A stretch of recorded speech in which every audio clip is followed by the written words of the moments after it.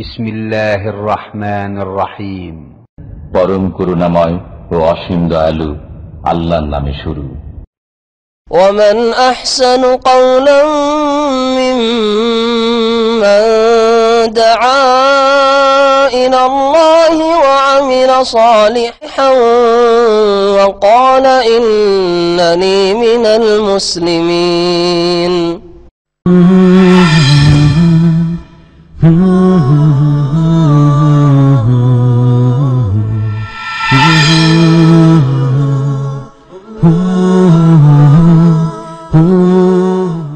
السلام عليكم ورحمة الله وبركاته. إن الحمد لله نحمده ونستعينه ونستغفره ونعوذ بالله من شرور أنفسنا ومن سيئات أعمالنا من يهده الله فلا مضل له ومن يضلل فلا هادي له وأشهد أن لا إله إلا الله وحده لا شريك له وأشهد أن محمدا عبده ورسوله صلى الله تعالى عليه وعلى آله وصحبه وسلم تسليما كثيرا. يا أيها الذين آمنوا اتقوا الله حق تقاته ولا تموتن إلا وأنتم مسلمون. يا أيها الناس اتقوا ربكم الذي خلقكم من نفس واحدة وخلق منها زوجها وبث منهما رجالا كثيرا ونساء واتقوا الله الذي تساءلون به والأرحام إن الله كان عليكم رقيبا. يا أيها الذين آمنوا اتقوا الله وقولوا قولا سديدا يصلح لكم أعمالكم ويغفر لكم ذنوبكم ومن يطع الله ورسوله فقد فاز فوزا عظيما. أما بعد فإن خير الحديث كتاب الله وخير الهدي هدي محمد صلى الله عليه وسلم وشر الأمور محدثاتها وكل محدثة بدعة وكل بدعة ضلالة وكل ضلالة في النار. أعوذ بالله من الشيطان الرجيم. أم حسبت أن أصحاب الكهف والرقيم كانوا من آياتنا عجبا إذ أوى الفتية إلى الكهف فقالوا ربنا آتنا من لدنك رحمة وهيئ لنا من أمرنا رشدا. আল্লাহ পাক রব্বুল আলামিনের যাবতীয় প্রশংসা, যে আল্লাহ পাক রব্বুল আলামিন আমাদেরকে সৃষ্টি করেছেন এবং এই দুনিয়ায় আমাদের এই জীবনে বিভিন্ন স্তর আল্লাহ পাক রব্বুল আলামিন তৈরি করেছেন। মায়ের পেট থেকে ভূমিষ্ঠ হওয়ার পর থেকে শুরু করে আল্লাহ পাক রব্বুল আলামিন বিভিন্ন স্তরগুলি পার করিয়ে আবার আল্লাহ পাক রব্বুল আলামিন যেমন কমজোর করে দুনিয়াতে নিয়ে এসেছেন আবার কমজোরিতে ফিরিয়ে দেবেন। আর তারপরে যেখান থেকে আল্লাহ পাক সৃষ্টি করেছেন অর্থাৎ মাটি থেকে, সেই মাটিতেই আল্লাহ পাক মানুষকে ফিরিয়ে দেবেন। মিনহা খালাকনাকুম ওয়া ফিহা নুঈদুকুম ওয়া মিনহা নুখরিজুকুম তারাতান উখরা। আল্লাহ পাক বলছেন এই মাটি থেকে আমি সৃষ্টি করেছি তোমাদেরকে, মিনহা খালাকনাকুম ওয়া ফিহা নুঈদুকুম, আর এই মাটিতেই তোমাদেরকে ফিরিয়ে দেব। একটু চিন্তা করলেই দেখেন যে আমরা মাটি থেকে এসেছি আর মাটিতেই আমাদেরকে আবার ফিরে যেতে হবে। ওয়া মিনহা নুখরিজুকুম, সেখানে ফিরে গিয়ে থেকে যাবেন না, বরং সেখান থেকে আল্লাহ পাক রব্বুল আলামিন আবার উঠিয়ে নিয়ে আসবেন বিচার দিবসে পুনরায়, যেখানে দুনিয়ার কাজকর্মের আল্লাহ পাক হিসাব নেবেন, জবাব দিতে হবে, যেখানে বদলা পাওয়া যাবে দুনিয়ার কর্মজগতের কাজকর্মের। সালাত এবং সালাম নাজিল হোক মুহাম্মদুর রাসূলুল্লাহ সাল্লাল্লাহু আলাইহি ওয়াসাল্লামের ওপর, যিনি মানুষের এই জীবনের প্রত্যেকটি স্তর সম্পর্কে দিক নির্দেশনা দিয়েছেন এবং মানুষ যাতে করে সৎ জীবনযাপন করতে পারে এই জন্য নবী করিম সাল্লাল্লাহু আলাইহি ওয়াসাল্লামের উত্তম উপদেশ রয়েছে মানব জাতির উদ্দেশ্যে। আজকে আলোচনা করব যুব সমাজকে নিয়ে। যুব সমাজের জন্য নবী করিম সাল্লাল্লাহু আলাইহি সাল্লামের মূল্যবান কিছু উপদেশ, এই মর্মে দু একটি আয়াত পেশ করব আর তারপরে রাসূলুল্লাহ সাল্লাল্লাহু আলাইহি সাল্লামের হাদিসগুলি কয়েকটি পেশ করব। আমাদের জীবনের যেসব স্তর রয়েছে তার মধ্যে যৌবনের যে স্তরটি রয়েছে, এই স্তর বা এই সময়, এই পিরিয়ডটা অত্যন্ত গুরুত্বপূর্ণ মানুষের জীবনে, দিনের দিক থেকেও দুনিয়ার দিক থেকেও। এই যৌবনকালে দিনকে যে ভালো করতে পারল, আশা করা যায় যে আগামী জীবনে তার দিনের অবস্থা, তার ঈমান আমলের অবস্থা, তার পরকালের জন্য যে কাজকর্ম সেগুলি সুন্দর থাকবে। আর যারা এই যৌবনকালে বিভ্রান্তির শিকার হল, যে কোনো ক্ষেত্রে যৌবনকালে আল্লাহ পাকের এই নিয়ামত কি আল্লাহর অসন্তুষ্টির কাজে ব্যয় করল, তাদের আগামী জীবনে সংশোধনের আশা খুব কমই করা যেতে পারে। দুনিয়ার ক্ষেত্রে ওই রকমই যারা এই যৌবনকালে আল্লাহ পাক যেভাবে মেহনত করতে বলেছেন, আল্লাহ পাকের সন্তুষ্টির সাথে দুনিয়ার কাজের ক্ষেত্রে মেহনত পরিশ্রম করল। যৌবনকালটি হচ্ছে লেখাপড়ার বয়স, শিক্ষা অর্জনের বয়স। দিনের শিক্ষা অর্জন করুক অথবা দুনিয়ার শিক্ষা অর্জন করুক, নিজেকে গড়ে নেওয়ার বয়স। এই সময়টাই সুন্দরভাবে নিজেকে গড়ে তুলতে পারল যে ব্যক্তি, সে দুনিয়ার ক্ষেত্রেও কামিয়াব, দুনিয়ার ক্ষেত্রেও আগামী জীবনে দুনিয়াতেও সুখী থাকবে। এই দিক থেকে এই যৌবন অত্যন্ত গুরুত্বপূর্ণ বিষয়। এই জন্য বিশেষ করে এই যৌবন কাল সম্পর্কে যুবকদের যেন নবী করিম সাল্লাল্লাহু আলাইহি সাল্লামের যে উপদেশ রয়েছে এবং কোরআনে কারিমে যুবকদের জন্য যে উত্তম আদর্শ রয়েছে, উত্তম দৃষ্টান্ত রয়েছে, এই কয়েকটি দিক তুলে ধরব। সূরা কাহাফে আল্লাহ পাক রব্বুল আলামিন, কাহাফ মানে হচ্ছে গুহা, গুহার অধিবাসীদেরকে আসহাবুল কাহফ বলা হয়েছে। সাহেবের বহু বচন হচ্ছে আসহাব। আসহাবুল কাহফ অর্থাৎ গুহার অধিবাসী। এই গুহার অধিবাসীদের ঘটনা আল্লাহ রাব্বুল আলামিন বর্ণনা করেছেন বলেই সূরাতুল কাহফের নাম হচ্ছে সূরা আল কাহফ। কাহফ মানে হচ্ছে পাহাড়ের গুহা। এই সূরার আয়াত নম্বর 9 থেকে শুরু করে 14 পর্যন্ত, আর তারপরে আরও এই ঘটনার ধারাবাহিকতা রয়েছে, কিন্তু এতে পুরো সবগুলি আয়াত আমি পেশ করব না, যেহেতু এই গুহার অধিবাসীরা কয়েকজন যুবক ছিল। এই যুবকদের সম্পর্কে আল্লাহ রাব্বুল আলামিন কি বলেছেন, যে এই যুবকরা আল্লাহর দ্বীনের হেফাজতের জন্য মাতৃভূমি ছেড়েছিল, আত্মীয় স্বজনকে ছেড়েছিল, দেশকে পরিত্যাগ করেছিল। উদ্দেশ্য ছিল আল্লাহর দ্বীনের হেফাজত করা, তৌহিদকে নিজের জীবনে প্রতিষ্ঠা করা, এবং সবচেয়ে বড় অপরাধ হচ্ছে আল্লাহর সাথে শিরক করা, শিরক থেকে, বাতিল ভ্রান্ত মতবাদ থেকে নিজেকে রক্ষা করা। এই উদ্দেশ্যে এই কয়েকজন যুবক বেরিয়ে পড়েছিল, যাদের সংখ্যা সম্পর্কে দ্বিমত রয়েছে। তবে যে শব্দটি ব্যবহার করা হয়েছে সেটা হচ্ছে ফিতিয়া, ফাতানের জামা কিল্লাত। জামা বহু বচন আরবিতে দুই রকমের রয়েছে। জামা কিল্লাত মানে বহু বচন, কিন্তু অল্পের ক্ষেত্রে প্রয়োগ হয়ে থাকে, সেটা 3 থেকে নিয়ে 9 পর্যন্ত। আর তারপরে তার বেশি যদি হয় 10 বা তার বেশি, শত শত, হাজার হাজার, সেই ক্ষেত্রে জামায়ে কাসরাত ব্যবহার হয়ে থাকে। তো এখানে জামায়ে কিল্লাতের যে ওজনটি রয়েছে আরবি গ্রামের, সেটা আল্লাহ পাক উল্লেখ করে, এই জন্য তাদের সংখ্যা 7 অথবা 9 কারো কারো মতে এইরকম ছিল। আল্লাহ পাক রব্বুল আলামিন তাদের সম্পর্কে বলছেন নবী করিম সাল্লাল্লাহু আলাইহি সাল্লামকে সম্বোধন করে, আর এরা ছিল যুবক। আম হাসিবতা আন্না আসহাবাল কাহফি ওয়ার রাকিমে কানু মিন আয়াতিনা আজাবা, তুমি কি একটু চিন্তা করেছ যে গুহার অধিবাসীরা এবং রাকিমের অধিবাসীরা, রাকিম ওই গ্রামের নাম ছিল যেই গ্রাম থেকে তাদের ঈমান ইসলামের হেফাজতের জন্য, 70 দিনের হেফাজতের জন্য তারা বেরিয়ে পড়েছিল। এটা হচ্ছে সবচেয়ে বলিষ্ঠ মত। কেউ কেউ ওই পাহাড়, যেই পাহাড়ের গুহায় তার আশ্রয় নিয়েছে সেই পাহাড়কে বলেছে, কেউ আর কিছু বলেছে, কিন্তু ওই গ্রামের নাম ছিল রাকিম। তো রাকিম গ্রামের অধিবাসীরা আর গুহায় আশ্রয় গ্রহণকারী ওই যুবকরা, তাদের সম্পর্কে তুমি চিন্তা করে দেখেছো নবী মুহাম্মদ সাল্লাল্লাহু আলাইহি সাল্লাম, যে কানু মিন আয়াতিনা আজাবা, এই সব যুবকরা ছিল আমার আশ্চর্যজনক, বিস্ময়কর নিদর্শনাবলীর অন্তর্ভুক্ত। আশ্চর্যজনক আল্লাহ পাকের নিদর্শন, তাদের ঘটনা, যেই ঘটনা ঘটেছিল। তারপর আল্লাহ বলছেন ঈদ আওয়াল ফিতিয়া, ঘটনা হচ্ছে এই যে কয়েকজন যুবকদের কথা আল্লাহ বলেছেন, আশ্রয় নিয়েছিল এলাল কাহফে, গুহায়।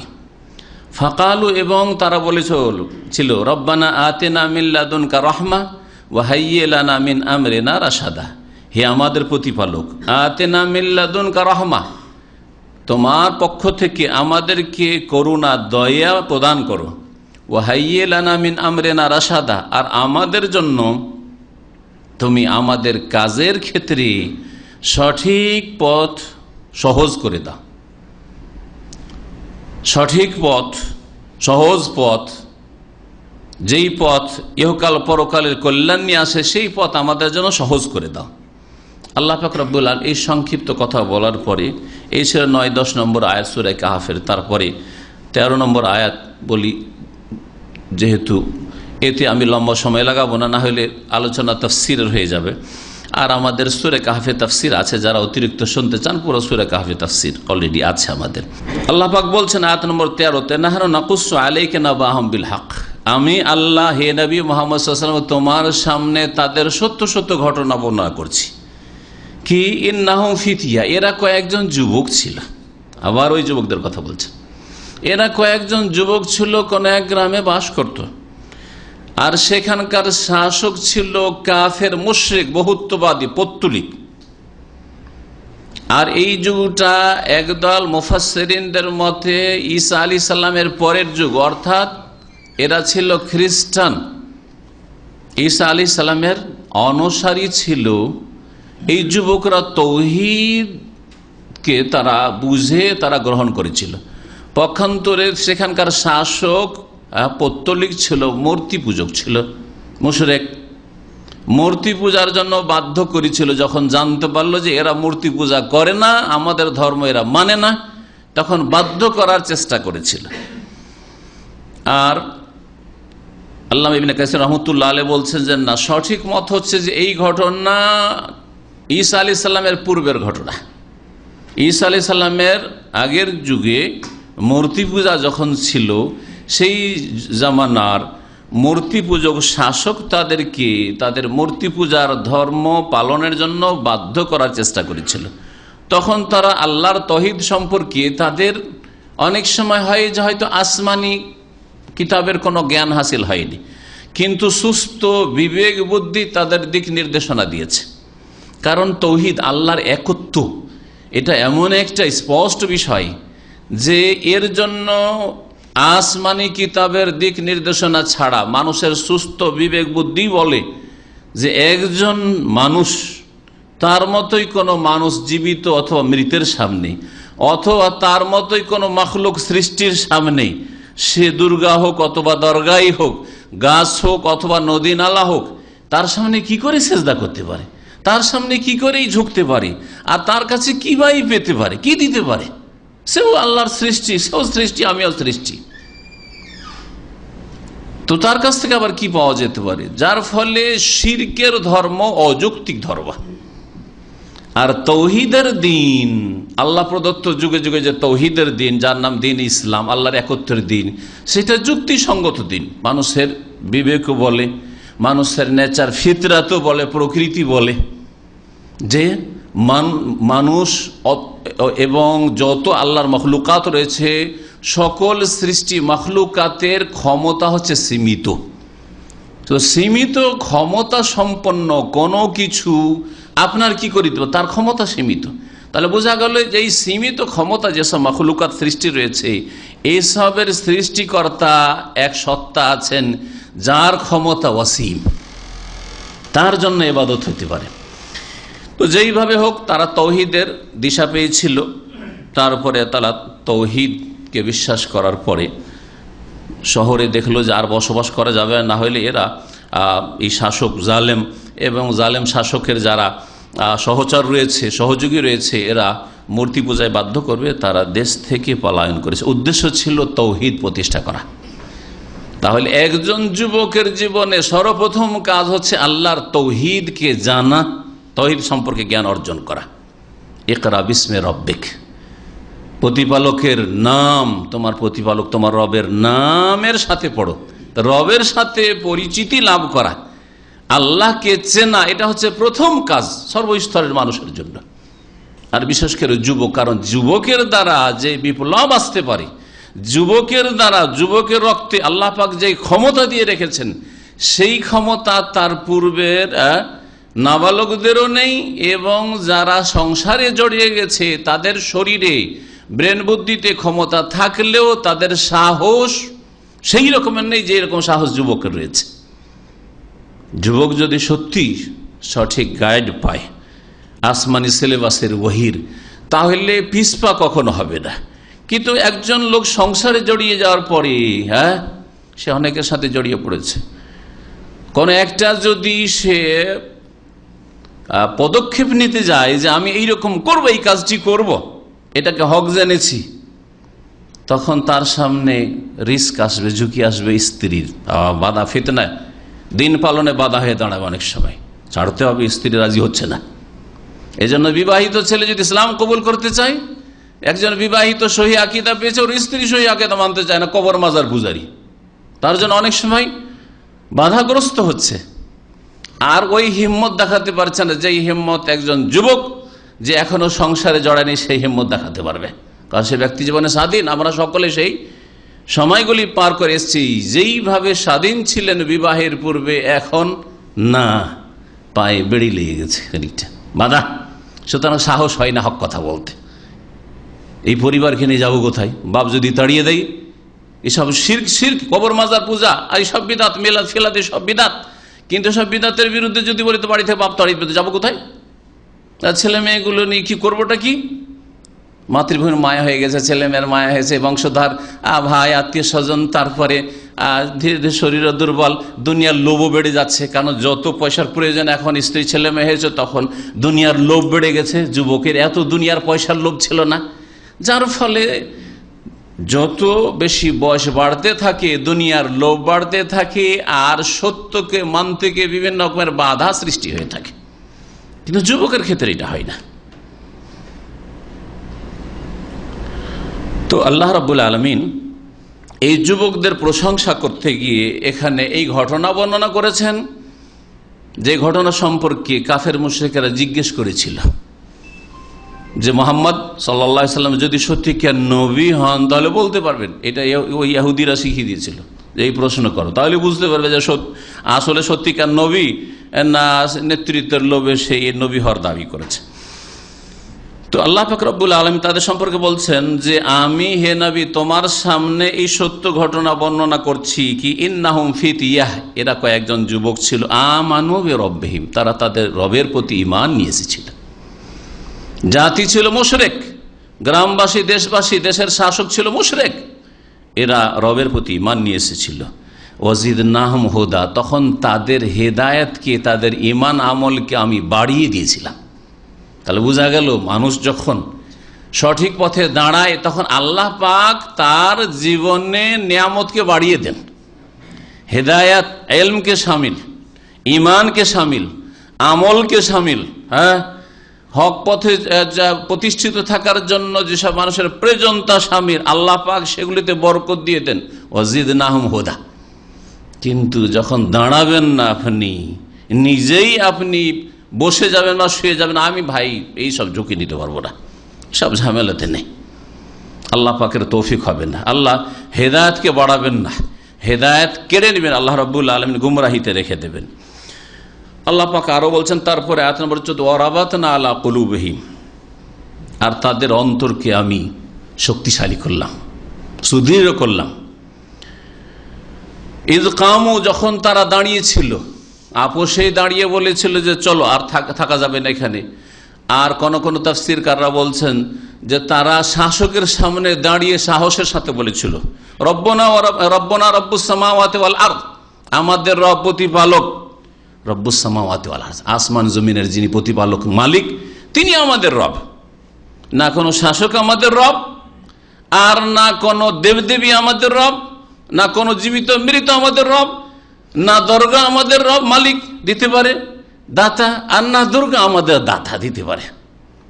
রব্বনা রব্বুস সামাওয়াতি ওয়াল আরদ লান নাদুয়া মিন দুনিহি ইলাহা। সুতরাং যখন রব আমাদের সেই সত্তা যিনি আসমান জমিনের মালিক, সুতরাং তার সাথে আর কোন এলাহ উপাস্য এইসব মাবুদকে ডাকবো না, আমরা কখনো সেগুলিকে আহ্বান করবো না, এগুলির কখনো পূজা করতে পারি না।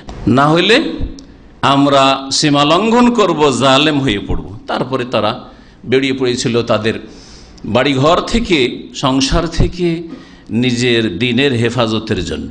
তাহলে দিনের হেফাজতটা হচ্ছে 1 নম্বর কাজ। একজন যুবকের জন্য তার দিনের হেফাজত হচ্ছে মুখ্য কাজ। সাধারণভাবে একজন মানুষের জন্য যে কোনো আয়ুতে, আপনার যে কোনো স্তরে আপনার জীবনের, কিন্তু বিশেষ করে যুবক, কারণ যুবক যদি দিনের হেফাজত না করতে পারে, পদস্খলন ঘটে যায়, তাহলে আর হয়তো উঠে দাঁড়াতে পারবে না। ইমানের ক্ষেত্রে, আমলের ক্ষেত্রে, আখলাক চরিত্রের ক্ষেত্রে, ইবাদত বন্দেগীর ক্ষেত্রে, ব্যবসা বাণিজ্যের ক্ষেত্রে যুবক যদি খারাপ হয়ে যায়, আখলাক চরিত্র খারাপ হয়ে যায়, তাহলে ওকে ভালো করা খুব মুশকিল। কিন্তু একটা ছেলের যদি 20 থেকে 25 বছর কেটে যায় সততার সাথে, অসৎ চরিত্রের ছিল না, কোন রকমের তার দোষ ত্রুটি দেখা যায় না, কখনো তার চরিত্রহীনতার কোনো লক্ষণ দেখা যায়নি, তাহলে আশা করা যায় যে এরপরে আর সে ধ্বংসের পথে যাবে না, জেনার পথে যাবে না, সমকামিতার পথে যাবে না, আর ওই চরিত্রহীনতার পথে যাবে না, ইবাদত বন্দেগীতে গাফেল হয়ে যাবে না, যদি এই সময়টাকে ঠিক রাখতে পারে। আল্লাহ পাক এদের প্রশংসা করেছেন।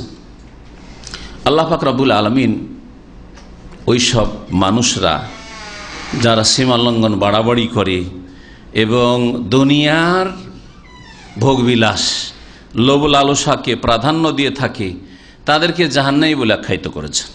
তাহলে একজন যুবক মানুষ যদি সীমা লঙ্ঘন করে, তার ঈমান আমলের ক্ষেত্রে, ইবাদত বন্দেগীর ক্ষেত্রে সীমা লঙ্ঘন করে, আখলাক চরিত্রের ক্ষেত্রে, হালাল হারামের ক্ষেত্রে সীমা লঙ্ঘন করে, তাহলে জাহান্নামে যেতে হবে। দুনিয়ার ভোগবিলাস, হারাম ভোগবিলাস, দুনিয়ার আমোদ ফুর্তি, হারাম আমোদ ফুর্তি এসব করল, তাহলে জাহান্নামে যেতে হবে সহজ ভাষায়। আর যদি আখিরাতের কাজকে প্রাধান্য দেয়, আল্লাহর সামনে দাঁড়ানোকে ভয় করে, তাহলে জান্নাতে যেতে পারবে। এই মর্মে কয়েকটি আয়াত আপনাদেরকে আম্মা পাড়ার সূরা নাজিয়াত থেকে শোনাই। সূরা নাজিয়াতের আয়াত নম্বর 37 থেকে 41 মহান আল্লাহ ইরশাদ করছেন, ফা আম্মা মান তাগা ওয়া আসারাল হায়াতাদ দুনিয়া ফাইনাল জাহিমা হিয়াল মাওয়া। শুনে রাখো, যারা সীমা লঙ্ঘন করবে, সীমা লঙ্ঘন মানে আপনার যে সীমানা আছে, বর্ডার আছে, সেখান থেকে ক্রস করে যাও, বাইরে চলে যাও, যে কোনো ক্ষেত্রে।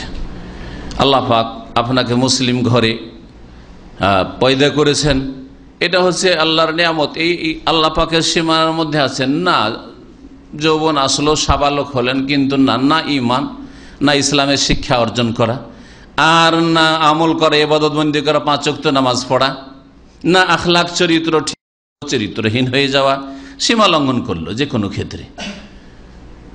যেই ব্যক্তি সীমা লঙ্ঘন করবে, ওয়া আসারাল হায়াতাদ দুনিয়ার পার্থিব জগৎকে প্রাধান্য দেবে, কারণ যৌবনকালে যেভাবে হোক না কেন আমোদ ফুর্তি করতে মজা লাগছে।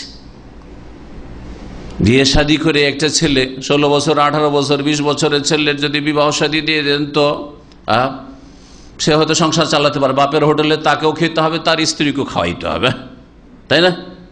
কিন্তু যদি হারামের রাস্তা তার জন্য খুলে যায়, কলেজে, ইউনিভার্সিটিতে সহশিক্ষা, তাহলে একেবারে লাগামই হয়ে যায়, সীমালঙ্ঘন, তাগা, সীমালঙ্ঘন করে ফেলল।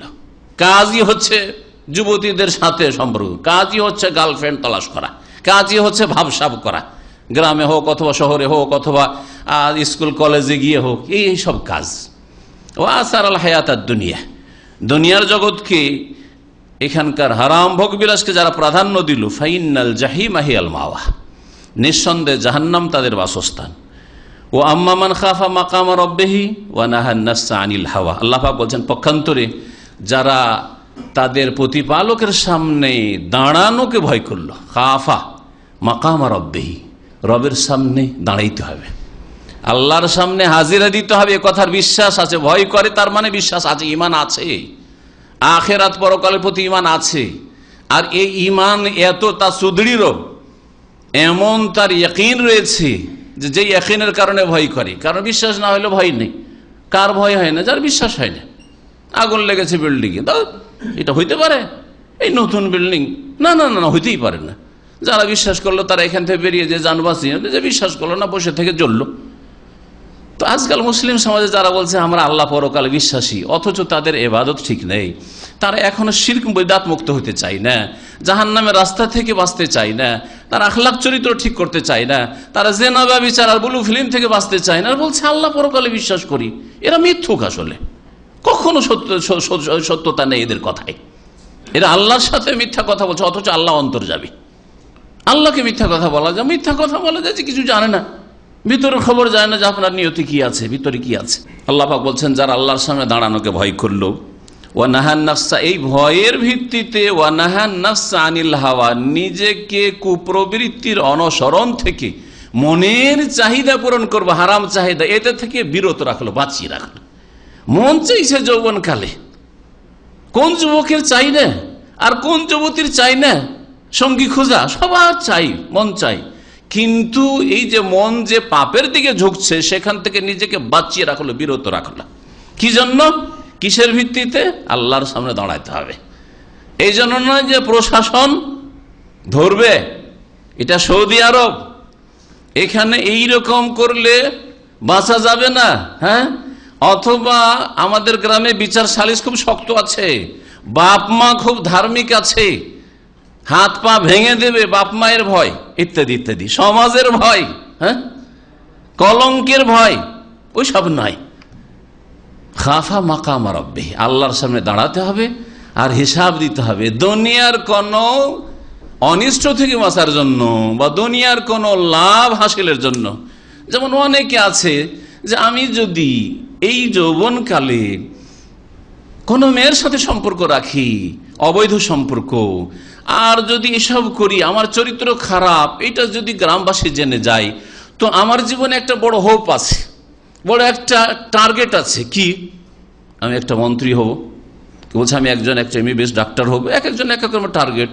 আমি একজন ভালো শিক্ষিত সুশিক্ষিত হব, একজন আমি ডাক্তার হব, ইঞ্জিনিয়ার হব, প্রফেসর হব, আমি সমাজের একটা জনপ্রিয়তা লাভ করব, আমি দেশের নেতা হব। এক একজনের এক এক রকমের আকাঙ্ক্ষা আছে। এই ক্ষেত্রে সে দেখলো যে আমি যদি চরিত্র খারাপ করি তা আমাকে কেউ ভালোবাসবে না, যার ফলে পাপ থেকে বাঁচলো। দুনিয়ার গরজ, হয় কোনো অনিষ্ট থেকে বাঁচার জন্য অথবা দুনিয়ার কোনো লাভ হাসিল করার জন্য। যদি কেউ পাপ থেকে বাঁচে তাহলে তাতে জান্নাত পাওয়া যাবে না। রবের সামনে দাঁড়াইতে হবে, আল্লাহর সামনে দাঁড়িয়ে হিসাব দিতে হবে। এই ভয়ের ভিত্তিতে যদি নিজেকে গুনাহ থেকে বাঁচিয়ে রাখে তাহলে জান্নাত পাওয়া যাবে। বিড়ি সিগারেট, ডাক্তার বলছে যে তোমার ফুসফুস ধ্বংস হতে যাচ্ছে, তোমাকে ক্যান্সার আক্রমণ করতে যাচ্ছে, তোমার অসুবিধা আছে ইত্যাদি, তখন বিড়ি সিগারেট ছাড়লেন বা তামাক ছাড়লেন, জর্দা ছাড়লেন বা মদ ছাড়লেন, না হলে ছাড়তেন না। তাহলে এতে কোনো নেকি পাওয়া যাবে না। কিন্তু শরীয়তের দৃষ্টিতে জর্দা, তামাক, বিড়ি, সিগারেট, ধূমপান ইত্যাদি আর এইসব মাদক দ্রব্য সব হারাম, আল্লাহ হারাম করেছেন। আল্লাহর সামনে দাঁড়াতে হবে, খাফা মাকাম রাব্বিহি ওয়া নাহান নাফসা আনিল হাওয়া। সুতরাং যদিও নেশা হয়ে গেছে, না খেলে আর থাকা যায় না মনে হচ্ছে, কিন্তু কষ্ট করে 1-2 সপ্তাহ যদি একটু কষ্ট হয় তারপর আর কিছু লাগবে না, না ছেড়ে দেবো আমি, শক্ত হয়ে যাবে একবারে। তো আল্লাহর ভয়ে যদি কেউ গুনাহ থেকে বাঁচে তাহলে আল্লাহ বলছেন ফাইন্নাল জান্নাতা হিয়াল মাওয়া, জান্নাত তো তাদেরই বাসস্থান। আল্লাহর ভয়ে যদি নিজেকে বাঁচিয়ে রাখে পাপ থেকে তাহলে জান্নাত বাসস্থান হবে ওই সব লোকেদের। আল্লাহ রাব্বুল আলামিন একটা পুরুষের, একটা মহিলার দিকে, একটা যুবকের, একটা যুবতীর দিকে আকর্ষণ আছে, যার ফলে আল্লাহ রাব্বুল ক্ষেত্র ভাগ করে দিয়েছেন।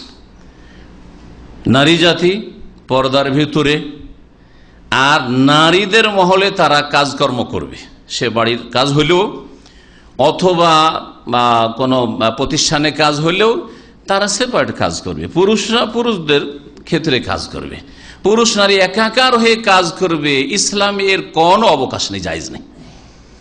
একসাথে কাজকর্ম করবে, চাকরি করবে, লেখাপড়া করবে, ইসলামে মোটেই জায়েজ নয়, হারাম কাজ, যা মুসলিম দেশে ব্যাপক হারে হচ্ছে।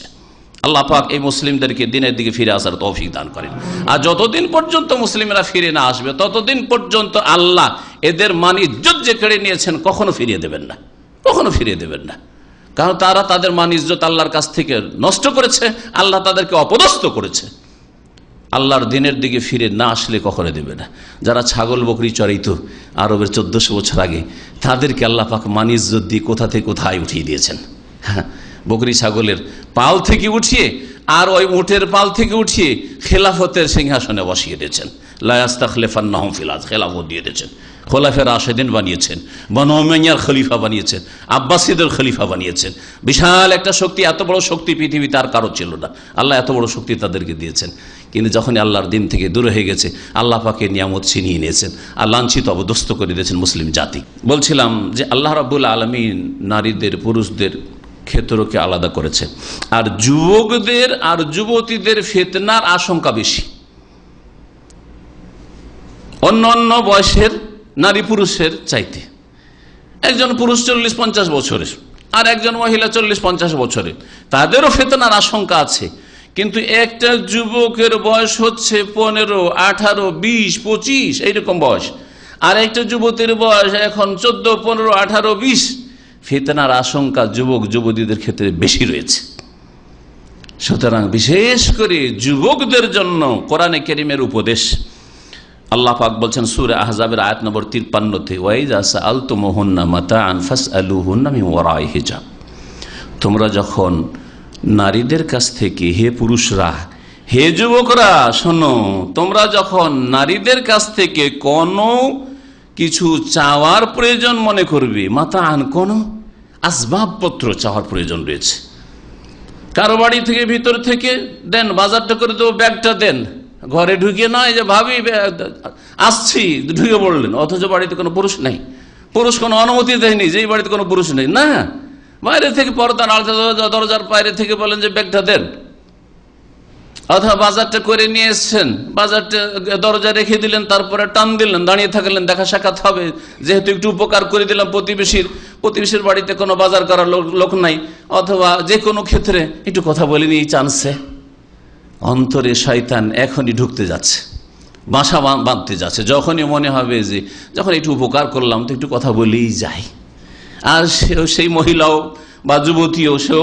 মনে করলো, সেই বাড়ির মহিলা, যে আমাদের এত যখন উপকার করছে, ভাই তোর সাথে একটু কথাই বলিনি, কেমন আছেন ভাই, ভালো আছেন, ছেলে মেয়ে কেমন আছে, অতিরিক্ত কথা, আসেন একটু বসেন, চা খান। হ্যাঁ, তখনই শয়তান অন্তরে বাসা বাঁধবে, অন্তরকে নাপাক করে দিবে যুবক যুবতীর। আল্লাহ পাক তাই বলছেন, ওয়াইজা সাআলতুমুহুন্না মাতাআন, যখন নারীদের কাছ থেকে তোমরা কোনো সামান চেয়ে নেবে, কোনো প্রয়োজনের জিনিস চাওয়ার প্রয়োজন মনে করবে, চাইবে, ফাসআলুহুন্না মিন ওয়ারাই হিজাব, তখন নারীদের কাছ থেকে চেয়েও নাও পর্দার আড়াল থেকে, সামনাসামনি গিয়ে নাই, সামনাসামনি গিয়ে নাই যে ভাবির ঘরে ঢুকে পড়লেন, হ্যাঁ শালির ঘরে ঢুকে পড়লেন, কারণ ভাইরা ভাই। তারপরে শ্বশুর বাড়ি গিয়েছেন, সুতরাং শ্বশুর বাড়ি যতগুলি বউ আছে তাদের সাথে আপনার জন্য রহস্য মজাক করা জায়েজ, আর তাদের ঘরে ঢুকে আপনার জন্য জায়েজ হয়ে গেছে। এগুলি হচ্ছে আমাদের সমাজের, মুসলিম সমাজের জেনার কারণ, ব্যভিচারের কারণ। এরা মনে করে আমাদের বাড়িতে পর্দা আছে। আমাদের দেশীয় পর্দা কেমন জানেন? দেশীয় পর্দা মানে যদি অপরিচিত লোক হয় তাহলে পর্দা করতে হবে, অপরিচিত লোক হলে পর্দা করতে হবে। আর অপরিচিতদের মধ্যে আবার যদি দাড়িওয়ালা লোক হয়, তো দাড়ি দেখলে যেহেতু পুরুষ পুরুষ মনে হচ্ছে, স্বজাতি মনে হচ্ছে না মহিলাদের, সেই জন্য তাদের দেখে লজ্জা পর্দা করতে হবে। দাড়ি দেখলে চট করে মহিলারা পাছাটা ঘুরিয়ে দেয়, তাই না? পট করে পাছাটা ঘুরিয়ে দেয়, তোমাদের জন্য পেছন দিক সামনের দিক নয়, বুঝা গেছে? জি। আর যদি দাড়ি না থাকে, তা আমাদের দেশীয় পর্দা হচ্ছে যে ওরা বুঝে যে এরা তো আমাদের মতোই লাগছে, যে একটু খচখচ মনে হচ্ছে, হ্যাঁ মহিলাদের খোঁজখোঁজ নেই, আর আমাদের খোঁজখোঁজে আছে, কারণ কেটে মুন্ডে রেখেছেন, কিন্তু তারপরে ওদের কাছাকাছি লাগছে, মহিলাদের কাছাকাছি লাগছে, যার ফলে যাদের দাড়ি নেই তাদেরকে দেখে লজ্জা লাগে না। তাদের ফেরিওয়ালা হোক, অথবা সে যে কোনো রকম চাকর নকর হোক, অথবা আত্মীয় স্বজন হোক, গ্রামবাসী হোক, এমনকি অপরিচিত যদি হয়, দাঁড়িয়ে না থাকলে আর পর্দা নেই সেই ক্ষেত্রে।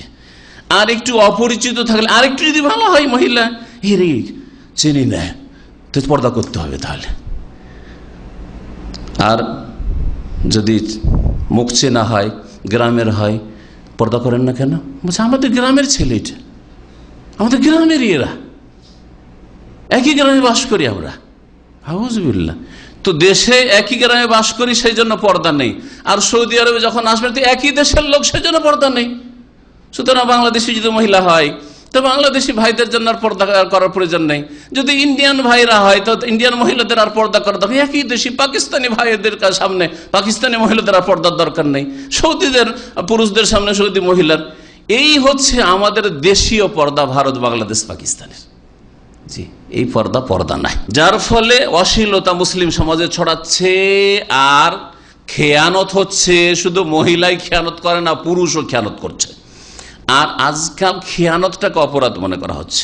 স্বামী যদি স্ত্রীর খেয়ানত করে বা স্ত্রীর স্বামীর খেয়ানত করে, অর্থাৎ বিবাহ হওয়ার পরে যদি পরকীয়ায় লিপ্ত হয়, বিবাহ করার পরে স্বামী যদি চরিত্রহীন হয়, বিবাহ করার হয়ে যাওয়ার পরে যদি মহিলা চরিত্রহীন হয়, তাহলে এটা কি অপরাধ সামাজিকভাবে মনে করা হচ্ছে।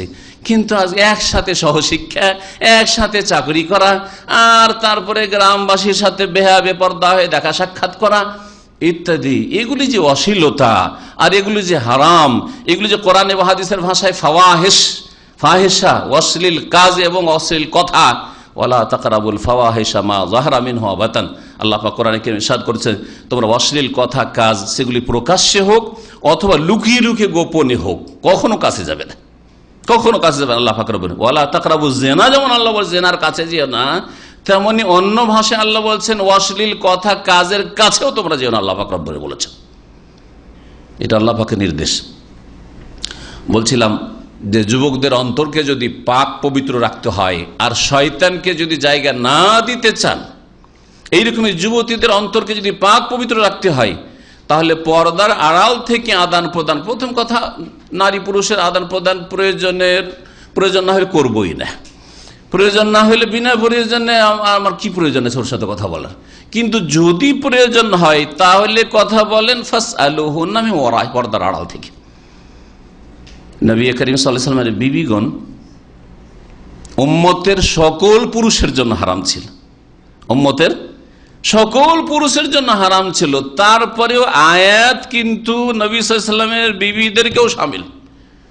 এই জন্য নবী সাল্লাল্লাহু আলাইহি সাল্লামের বিবি আয়েশা রাদিয়াল্লাহু তাআলা আনহা যেহেতু সেই যুগের বড় আলেমা এবং ফাকিহা ছিলেন, দিন সম্পর্কে হাদিস সম্পর্কে বড়ই তার জ্ঞান ছিল, হাদিস শোনার জন্য, মাসলা মাসাইল জিজ্ঞাসা করার জন্য সাহাবীরা অনেকেই, বিশেষ করে যেগুলো পারিবারিক মাসাইল বা পারিবারিক সমস্যা, যেগুলো মহিলা সংক্রান্ত সমস্যা, অনেক সময় মহিলা জিজ্ঞেস করতে পারছে না কিন্তু পুরুষদের প্রয়োজন মাসলা জানতে হবে বা দিন জানতে হবে। একটা হাদিস বা একটা ঘটনা ঘটেছে, বাড়িতে ঘটেছে, নবী সাল্লাল্লাহু আলাইহি ওয়াসাল্লাম ইন্তেকালের ঘটনা বাড়িতে ঘটেছে, এই ঘটনা তো আয়েশা রাদিয়াল্লাহু যেইভাবে জানে অন্য কেউ জানে না।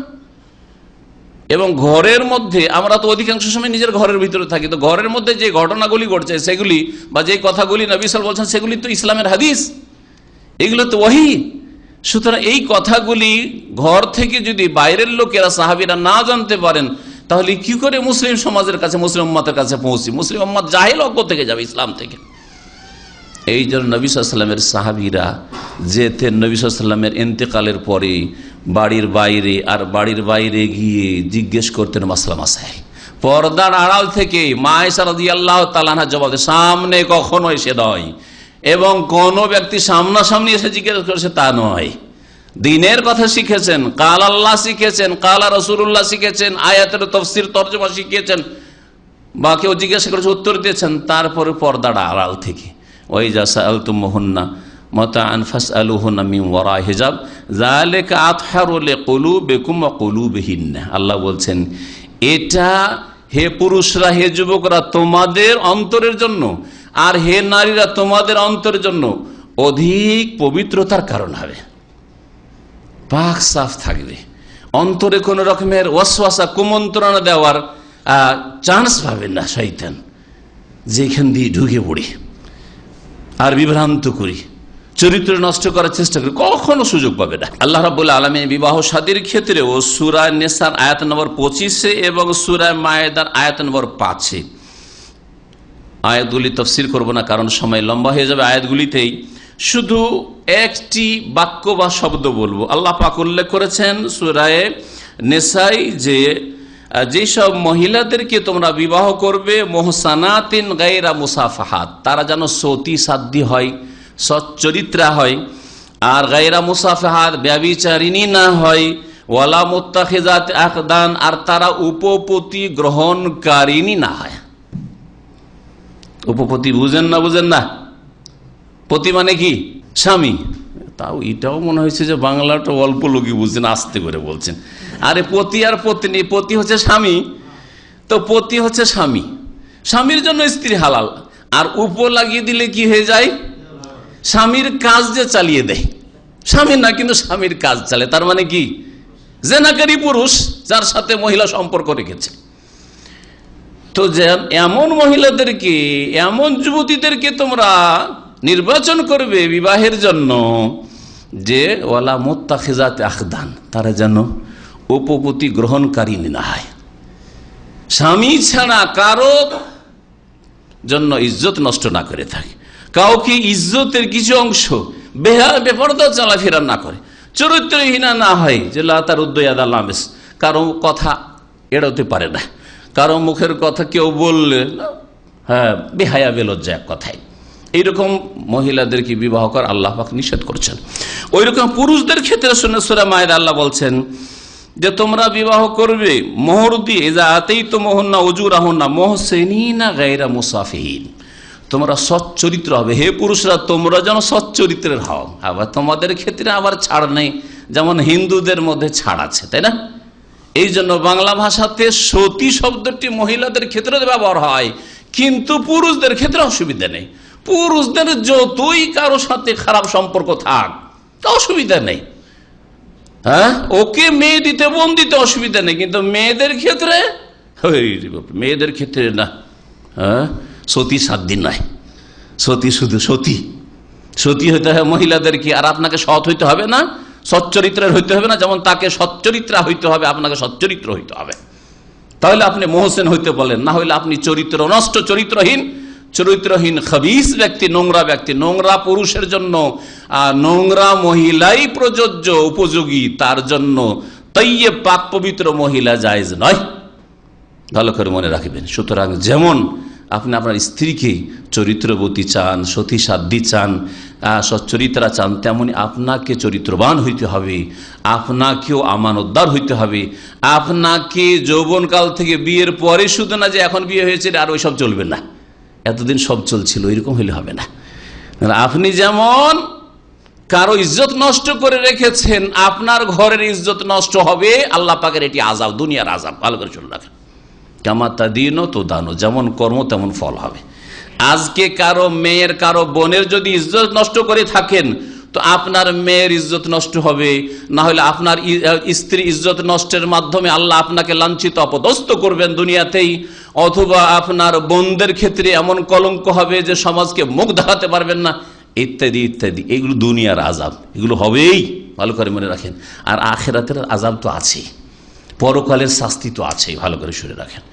সুতরাং আখিরাতের আযাবকে যদি ভয় নাও লাগে কিছু দুর্বল ইমানের মুসলিমদের, তো কমপক্ষে দুনিয়ার আযাব থেকে বাঁচতে চেষ্টা করেন, যে এমন একটা সময় যেন আমার সামনে না আসে যেই দিন আমাকে এসে কেউ বলবে যে তোমার মেয়ে উধাও হয়ে গেছে কোন ছেলের সাথে, খুঁজে পাওয়া যায় না, বা তোমার মেয়ে ধরা পড়েছে অমুক ছেলের সাথে, এরকম না হয়। তোমার বোনের এই হয়েছে, তোমার স্ত্রী, তুমি রেখে এসেছিলে তোমার স্ত্রী এইরকম কাজ করেছে, এই যে আমার দুঃসংবাদ আর লজ্জাকার বিষয়, যাতে মাটি ফেটে গিয়ে আপনাকে ঢুকে যেতে হয়, এইরকম পরিস্থিতি আপনার জীবনে তৈরি না হয়, আগে থেকে চরিত্রবান হওয়ার চেষ্টা করেন। আল্লাহ রাব্বুল বলছেন যে পুরুষরাও কি হবে? মুহসিনিন, সচ্চরিত্র হবে, গায়রা মুসাফিহিন, তারা ব্যভিচারকারী যেন না হয়, ওয়ালা মুত্তাখিজি আখদান। সূরা নিসা আয়াত 25 ছিল মহিলাদের ক্ষেত্রে যে তারা যেন উপপতি গ্রহণকারিনী না হয়। আর এখানে রয়েছে দেখো পুরুষরা, তোমরা ওয়ালা মুত্তাখিজি আখদান, তোমরা উপপত্নী গ্রহণকারী হইও না, উপপত্নী গ্রহণকারী হইও না। তোমাদেরও যদি নিজের স্ত্রী ছাড়া অন্যের সাথে সম্পর্ক থাকে, যৌন সম্পর্ক, প্রেমের সম্পর্ক, হ্যাঁ, তাহলে জেনে রাখো যে তুমি সচ্চরিত্ররা, তুমি সচ্চরিত্রবান নয়, এবং তোমার জন্য আল্লাহ পাকের আযাব রয়েছে। এখন আসি হাদিসের দিকে। যুবকদের জন্য নবী করিম সাল্লাল্লাহু আলাইহি সাল্লামের বেশ কিছু উপদেশ রয়েছে।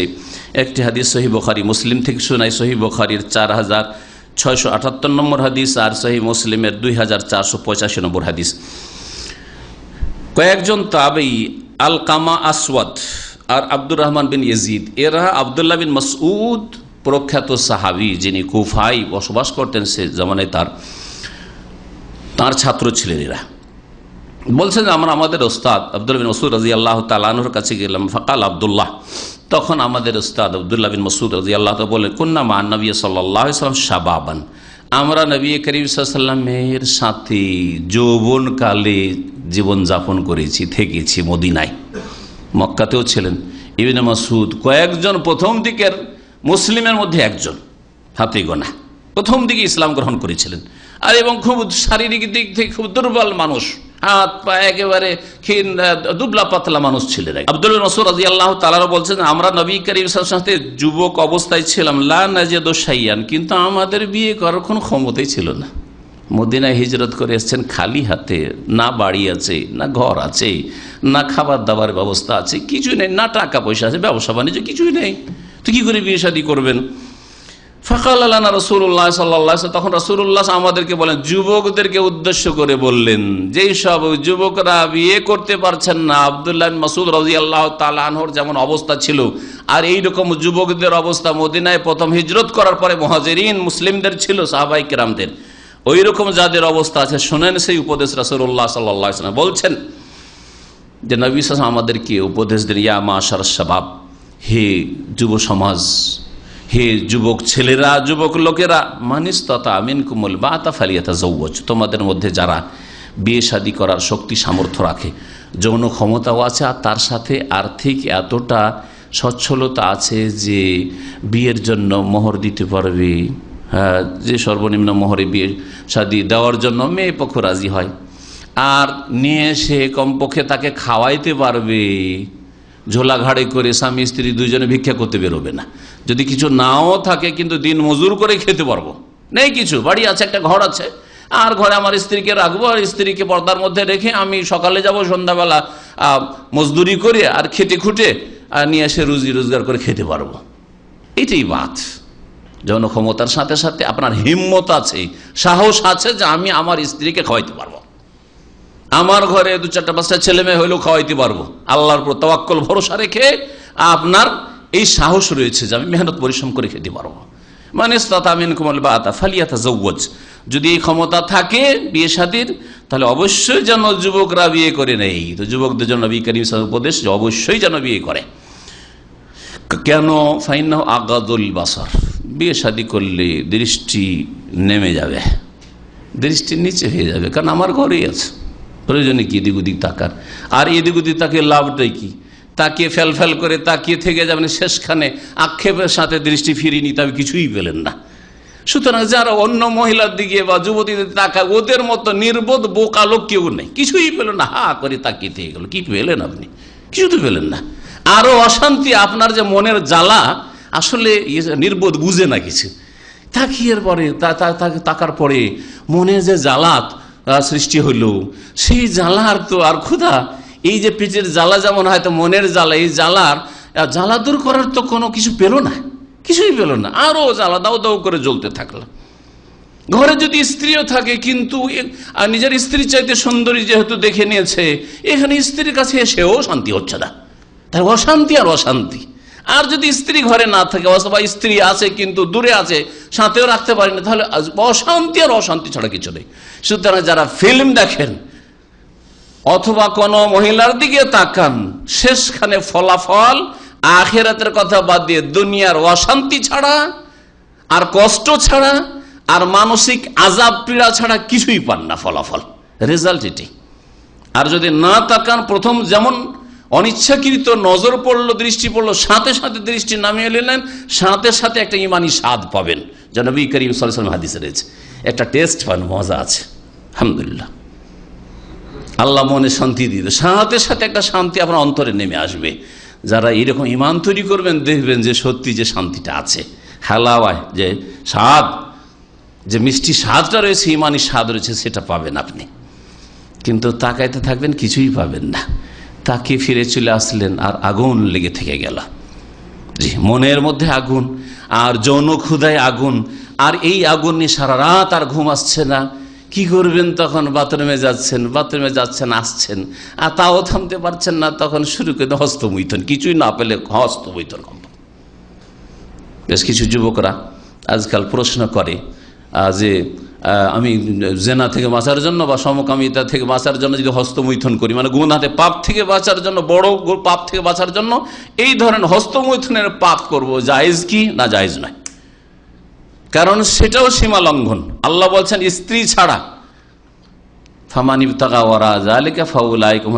স্ত্রী ছাড়া যদি অন্য কোন পথে যৌন ক্ষুধা নিবারণ করার উদ্দেশ্য করে রাস্তা তলাশ করে, তাহলে তারা হচ্ছে সীমা লঙ্ঘনকারী, আদুন সীমা লঙ্ঘনকারী। আর সীমা লঙ্ঘনকারীর স্তর বিভিন্ন হইতে পারে, কিন্তু গুনাহগার সকলে। সুতরাং কোন যুবকের জন্য, কোন পুরুষের জন্য হস্তমৈথুন জায়েজ নাই। আর যারা এদিক সেদিক তাকায়, মহিলাদের দিকে অথবা মহিলাদের ছবির দিকে ফিল্ম দেখতে থাকে, তাদের এই অশান্তি ছাড়া আর কিছুই পায় না তারা।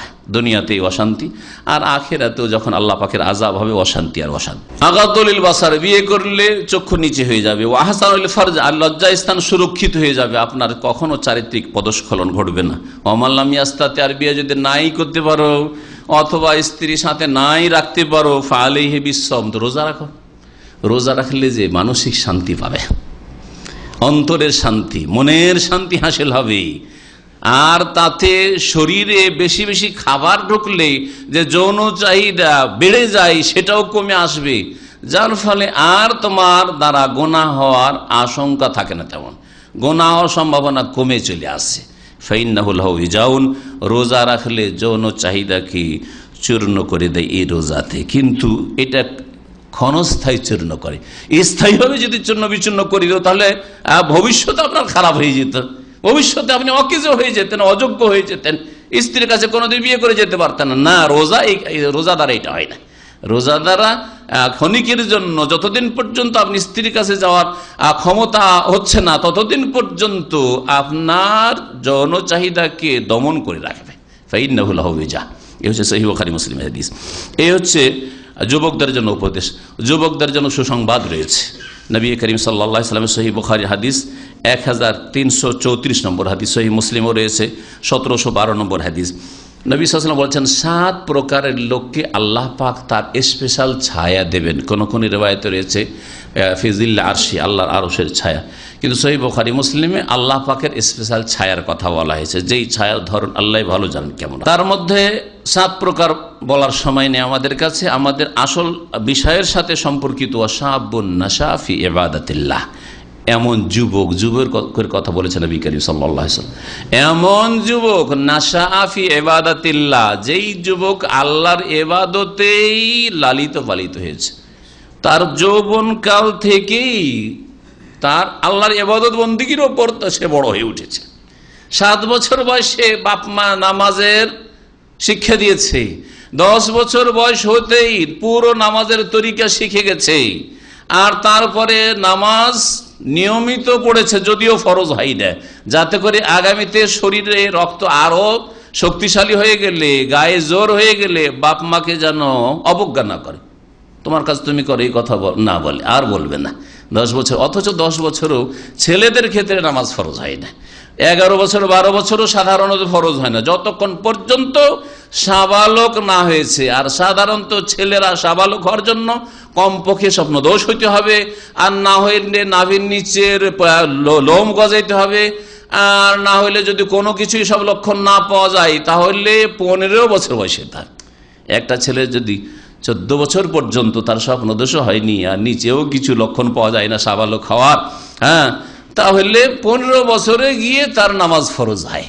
অথচ 10 বছর বয়সে প্রিয় নবী মুহাম্মদ রাসূলুল্লাহ সাল্লাল্লাহু আলাইহি ওয়াসাল্লাম যাতে করে যৌবনটা ইবাদত বন্দেগীতে অতিবাহিত হয়, যৌবন কাল থেকে, তার আগে থেকে ইবাদত বন্দেগীর তার অভ্যাস হয়ে যায়, ভালো ইসলামিক অভ্যাস হয়ে যায়, যার ফলে বলছেন ওয়াদরিবহুম আলাইহা ওয়া হুম আবনাউ 10 সিনিন, ছেলেদেরকে 10 বছর বয়স হলে মেরে, অর্থাৎ মারার প্রয়োজন হলে মেরে, বিনা মারাতেই যদি ছেলে নামাজ পড়ে, মেয়ে নামাজ পড়ে, কেন মারবেন আপনি? মারতে বলা হয়েছে। এটা হচ্ছে অগতির গতি। যখন দেখছে ছেলে 10 বছর হয়ে যায় তারপর দুষ্টামি করছে, চলো নামাজ পড়তে লুকিয়ে যাচ্ছে, অন্য কাজের ক্ষেত্রে চলো সমুদ্র বীচ ঘুরতে লাফিয়ে আগে থেকে পেরেশান করছে, নিজেই যাওয়ার জন্য পেরেশান করছে। যদি বল চলো বাজারে যাই, শপিং এ যাই, হ্যাঁ রে আগে থেকে বাচ্চারাই লাফালাফি করছে আগে থেকে, ওরাই বলছে বাপ মাকে পেরেশান করে ছাড়ছে, চলো খেলনার দোকানে আর এখানে আর ওইখানে, হ্যাঁ টয় টাউনে। কিন্তু নামাজের কথা বললে কোথায় লুকিয়ে যায় খুঁজে পাওয়া যায় না, কোথায় গেল রে কোথায় গেল খুঁজে পাওয়া যায় না, মার দেন, তখন মার দিত। ওগরেবুম আলাইহা, ছেলেদেরকে ছেলে মেয়েদেরকে 10 বছর বয়স, আপনার আশরের শ্রেণী 10 বছর বয়স হলে মার দেওয়ার পরে যেন মার দিয়ে নামাজ পড়া, অথচ ফরজ হয়নি। 10, 11, 12, 13, 14।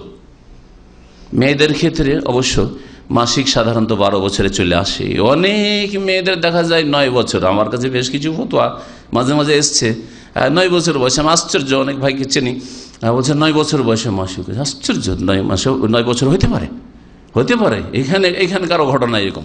তো কথা হচ্ছে যে বিশেষ করে গরম দেশে যারা বসবাস করে তাড়াতাড়ি যুবক যুবতী হয়, যৌবনে পৌঁছে যায়। তো বলছিলাম যে যখন যৌবনে পদার্পণ করবে তখন নামাজ ফরজ হবে। না শাফি এবাদতে, আল্লাহর এবাদতে যদি যুবক যুবতীরা লালিত পালিত হয়, বড় হয়েছে আল্লাহর এবাদত বন্দী করে, আল্লাহর সবচেয়ে বড় এবাদত তৌহিদের পরে কালেমা তাইয়্যিবার শাহাদাতের পরে 5 ওয়াক্ত নামাজ পড়া। সেজন্য একজন যুবকের জন্য নবী করিম সাল্লাল্লাহু আলাইহি সাল্লামের যে সুসংবাদ রয়েছে যে আল্লাহ পাক স্পেশাল ছায়া দেবেন সেই বিচার দিবসে, যাদেরকে আল্লাহ স্পেশাল ছায়া দেবেন তাহলে নিঃসন্দেহে তারা জান্নাতে যাবে। কারণ অনেকে হবে যারা স্পেশাল ছায়া পাবে না, তারপরে হাসরের মাঠের কষ্ট আর বালা মুসিবত বিপদ আপদের পরেও জান্নাতে যাবে, কিন্তু এরা ছায়াতে থাকবে। সুতরাং না এদেরকে ঘাম স্পর্শ করবে, না ঘামে হাবুডুবু করবে, না এদের ঘাম এক বুক হবে, না ঘামের বন্যায় তারা ভাসবে না। তাহলে এরা জান্নাতীদের মধ্যে কার উচ্চ মর্যাদা হাসিলকারী জান্নাতি বলা যেতে পারে। এইরকম যুবক না শাফি ইবাদাতিল্লাহ, যারা আল্লাহ ইবাদত বন্দিগির মাধ্যমে যৌবনটা কাটিয়েছে। তাহলে একটা ছেলে 10 বছর থেকে শুরু করে 20 বছর 25 বছর পর্যন্ত নিয়মিত যদি 5 ওয়াক্ত নামাজ পড়ে, এইরকম নজির সাধারণত খুঁজে পাওয়া যাবে না যে একটা ছেলে 10 থেকে 20 বছর 25 বছর পর্যন্ত 5 ওয়াক্ত নামাজ পড়েছে আর তারপরে বেনামাজি হয়ে গেছে, ইল্লা মাশাআল্লাহ। তবে আল্লাহ যার গুমরাহি চেয়েছেন, আর এইরকম গুমরাহির কেউ যদি শিকার হয়ে যায় তাহলে এটা হচ্ছে তার জন্য জাহান্নামে যাওয়ার দুনিয়ার লক্ষণ। দুনিয়াতেই সে নিজেকে বলতে পারবে যে আমি জাহান্নামী, কারণ এত ইবাদত বন্দেগী করার পরে কি করে মুরতাদ হয়ে গেলাম, ইসলাম বিমুখ হয়ে গেলাম, পাপের দিকে চলে গেলাম। 10 থেকে 25-এর মধ্যে ভালো চরিত্রবান ছিল, আর তারা 25-এর পরে যদি চরিত্র নষ্ট হয়, ব্যভিচারে লিপ্ত হয় 30-40 বছর বয়সে, তাহলে হতভাগা এবং তার ভবিষ্যৎ অন্ধকার, এটা তার এই ঘটনা বা এই সব অবস্থা প্রমাণ করে। আল্লাহ পাক আমাদের যেন হেফাজত করেন, আমাদের ছেলে মেয়েদের হেফাজত করেন। নবী করিম সাল্লাল্লাহু আলাইহি সাল্লাম থেকে আরেকটি হাদিস বর্ণনা করি। আমর ইবনে মাইমুন রাদিয়াল্লাহু তাআলা আনহু বর্ণনা করেন, ক্বালা রাসূলুল্লাহ সাল্লাল্লাহু আলাইহি রাজুলিন, নবী সাল্লাল্লাহু আলাইহি ওয়াসাল্লাম একজন লোককে বলেন, উপদেশ দিতে গিয়ে, যুবক ছিল, ইগতানিম খামসান ক্বাবলা খামস, 5টি অবস্থা তোমার জীবনে আসার পূর্বে 5টি অবস্থাকে তুমি গুরুত্বপূর্ণ মনে করো, নিজের জীবনে মূল্যবান সম্পদ মনে করো। গনিমত মানে হচ্ছে মূল্যবান সম্পদ, এখানে মূল্যবান সম্পদ মনে করো। 5টি অবস্থা আসছে যেটি অপ্রীতিকর তোমার জন্য, অপছন্দনীয় তোমার জন্য, কষ্টদায়ক পীড়াদায়ক তোমার জন্য। তার আগে যে 5টি অবস্থা তোমার রয়েছে, এই 5টি ভালো অবস্থাকে তোমার জন্য মূল্যবান সম্পদ মনে করো। ইবতানিম খামসান ক্বাবলা খামস, শাবাকা, প্রথম হচ্ছে শাবাবাকা ক্বাবলা হারামেক, তোমার বার্ধক্যের পূর্বে তোমার যৌবনকে। বৃদ্ধ অনেকে হয়েছেন, অনেকে কাছাকাছি পৌঁছে গেছেন, অনেকে হবেন, এটা আগামীতে অপ্রীতিকর। কে বুড়ো হয়ে চলতে পারছেন না, হাত পায়ে ব্যথা, দাঁড়িয়ে কত সুন্দর নামাজ পড়ছিলেন, কত সুন্দর সিজদা করছে, কত সুন্দর কাজকর্ম করছিলেন, কাজকর্ম করতে পারছেন না, ভুলে যাচ্ছেন, কত রকমের যে সমস্যা। হ্যাঁ, কেউ চায় না বার্ধক্য। যদি নিজের হাতে থাকতো কেউ বুড়ো হইতে চাইতো না, চাইতো নাকি? নিজের হাতে যদি এসব থাকতো তো কেউ বার্ধক্য চাইতো না, অপ্রীতিকর। কিন্তু আল্লাহ পাকের ফয়সালা যে একদিন সেখানে নামতে হবে গিয়ে। তো বার্ধক্যের পূর্বে তোমার শাবাবকে, যৌবনকে তুমি মূল্যবান সম্পদ মনে করো। এই যৌবন কালে যেমন ভাবে আপনি ইবাদতবন্দি করবেন পারবেন। আমি যুবক ভাইদেরকে বলবো, বিবাহিত হন আর অবিবাহিত হন, আর এই বিশেষ করে যুবক ভাইদেরকে এবং বোনদেরকেও বলবো, সকলকে আমার কথা শুনছেন এবং শুনবেন, যে এই বয়সে আপনি ভালো ইবাদতবন্দি করেন। এখন যদি এই যৌবনকালে মনে করেন যে আমি মাত্র 4 ঘন্টা ঘুমাবো, 1 ঘন্টা 2 ঘন্টা তাহাজ্জুদ পড়বো, তাও পারবেন। কিন্তু যখন বয়স 40-50 পার হয়ে যাবে, তখন মসজিদে যেতে পারছেন না, ফরজটাই ঠিক করে আদায় করতে পারছেন না। আর মসজিদে গেলে কেউ হচ্ছে চেয়ারওয়ালা মানুষ, চেয়ার ছাড়া সেজদা করতে পারছেন না, আর কেউ বসে পড়ছেন, আর চলতে পারছেন না, কত রকমের যে অসুবিধা, ফরজটাই ঠিক করে আদায় করতে পারছেন না, জামাত সহকারে নামাজ পড়া অজেব তাতে হাজির হতে পারছেন না, তাহলে তাহাজ্জুদ আপনি কি করে পড়বেন আপনি? আর যেই লোকটি এই 15 বছর থেকে শুরু করে 30-40-এর মধ্যে, বিশেষ করে 40 পর্যন্ত শক্তিশালী থাকে মানুষ, তাহাজ্জুদ পড়লো না, সেই ব্যক্তির জন্য তাহাজ্জুদের দিকে যাওয়াটা খুব মুশকিলই আছে। এই সময়টা আল্লাহ পাক সুযোগ দিয়েছেন, মূল্যবান সম্পদ মনে করেন আপনার যৌবনকে এলম শিখার ক্ষেত্রে, বিশেষ করে এখান থেকে শুরু, কারণ ইসলাম শুরু করেছে আমল থেকে নয়, এলম থেকে শুরু করেছে। এলম থেকে শুরু করেছে শিক্ষা লাভ করা, তারপরে আমল, দিনের দাওয়াতের কাজ, আর দিনের জন্য ঝুঁকি নেওয়া, আল্লাহর দিনের জন্য, আল্লাহর দিনের খেদমতের জন্য ঝুঁকি নেওয়া জীবনে। এগুলো কাজ যৌবনকালে যেভাবে সাহসের সাথে করতে পারবেন, হিম্মতের সাথে করতে পারবেন এবং পরিশ্রম করতে পারবেন, সময় লাগাতে পারবেন, সেই সময় আপনি দিতে পারবেন না, আর শ্রম দিতে পারবেন না 40-50-এর পরে।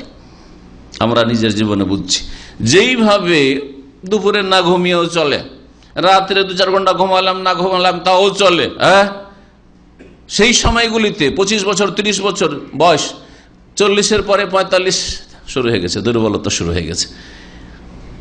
নিজের হিসাব নিজে করেন যে আপনার যখন বয়স 25 ছিল, তো গোটা বছর অনেক সময় ওষুধ খেতে হয়নি, গোটা বছর কোনো ট্যাবলেট, ইঞ্জেকশন, কোনো ক্যাপসুল লাগেনি, অ্যান্টিবায়োটিক লাগেনি। আর এখন 40-45-এর পরে নিয়মিত কারো প্রেশারের ওষুধ লাগে, কারো সুগারের ওষুধ লাগে, কোলেস্ট্রল, চর্বি কমাবার ওষুধ লাগে, আর না হলে কত রকমের সমস্যা, আর মাসে কত টাকা আপনার চিকিৎসায় ব্যয় হয়। এই জন্য যৌবনকালকে সম্পদ, মূল্যবান একটি আল্লাহ পাকের নিয়ামত, একে গুরুত্ব দিতে বলছেন নবী করিম সাল্লাল্লাহু আলাইহি ওয়াসাল্লাম। ওয়াসিহাতাকা ক্বাবলা সাকামিক, আর তোমার ব্যাধির পূর্বে তোমার সুস্থতাকে মূল্যবান সম্পদ মনে করো। আজকাল সুস্থ আছে আলহামদুলিল্লাহ, অনেকের বয়স 40-50 পার হয়ে গেল, সুস্থ আছেন, কিন্তু এমন একটা সময় আসবে যখন অসুস্থ হয়ে যাবেন, তখন মনটা চাইবে যে আল্লাহকে খুব ডাকি, আল্লাহর সামনে খুব কাঁদি, তওবা করি, আর খুব ইবাদতবন্দি করি, ভোর রাত্রে উঠি, পারবেন না, পারছেন না, চলছে না, শরীর চলছে না। ও গিনাকা ক্বাবলা ফাকরিক, এখন আলহামদুলিল্লাহ সৌদি আরবে আছেন, এখান থেকে ইনকাম করছেন, সচ্ছল আছেন, দিনের কাজ কিছু করেন অর্থ দিয়ে, আপনি দান খয়রাত করেন, আপনি বিভিন্ন নেকির কাজে আপনি আপনার এই ধনের নিয়ামতকে ব্যয় করেন।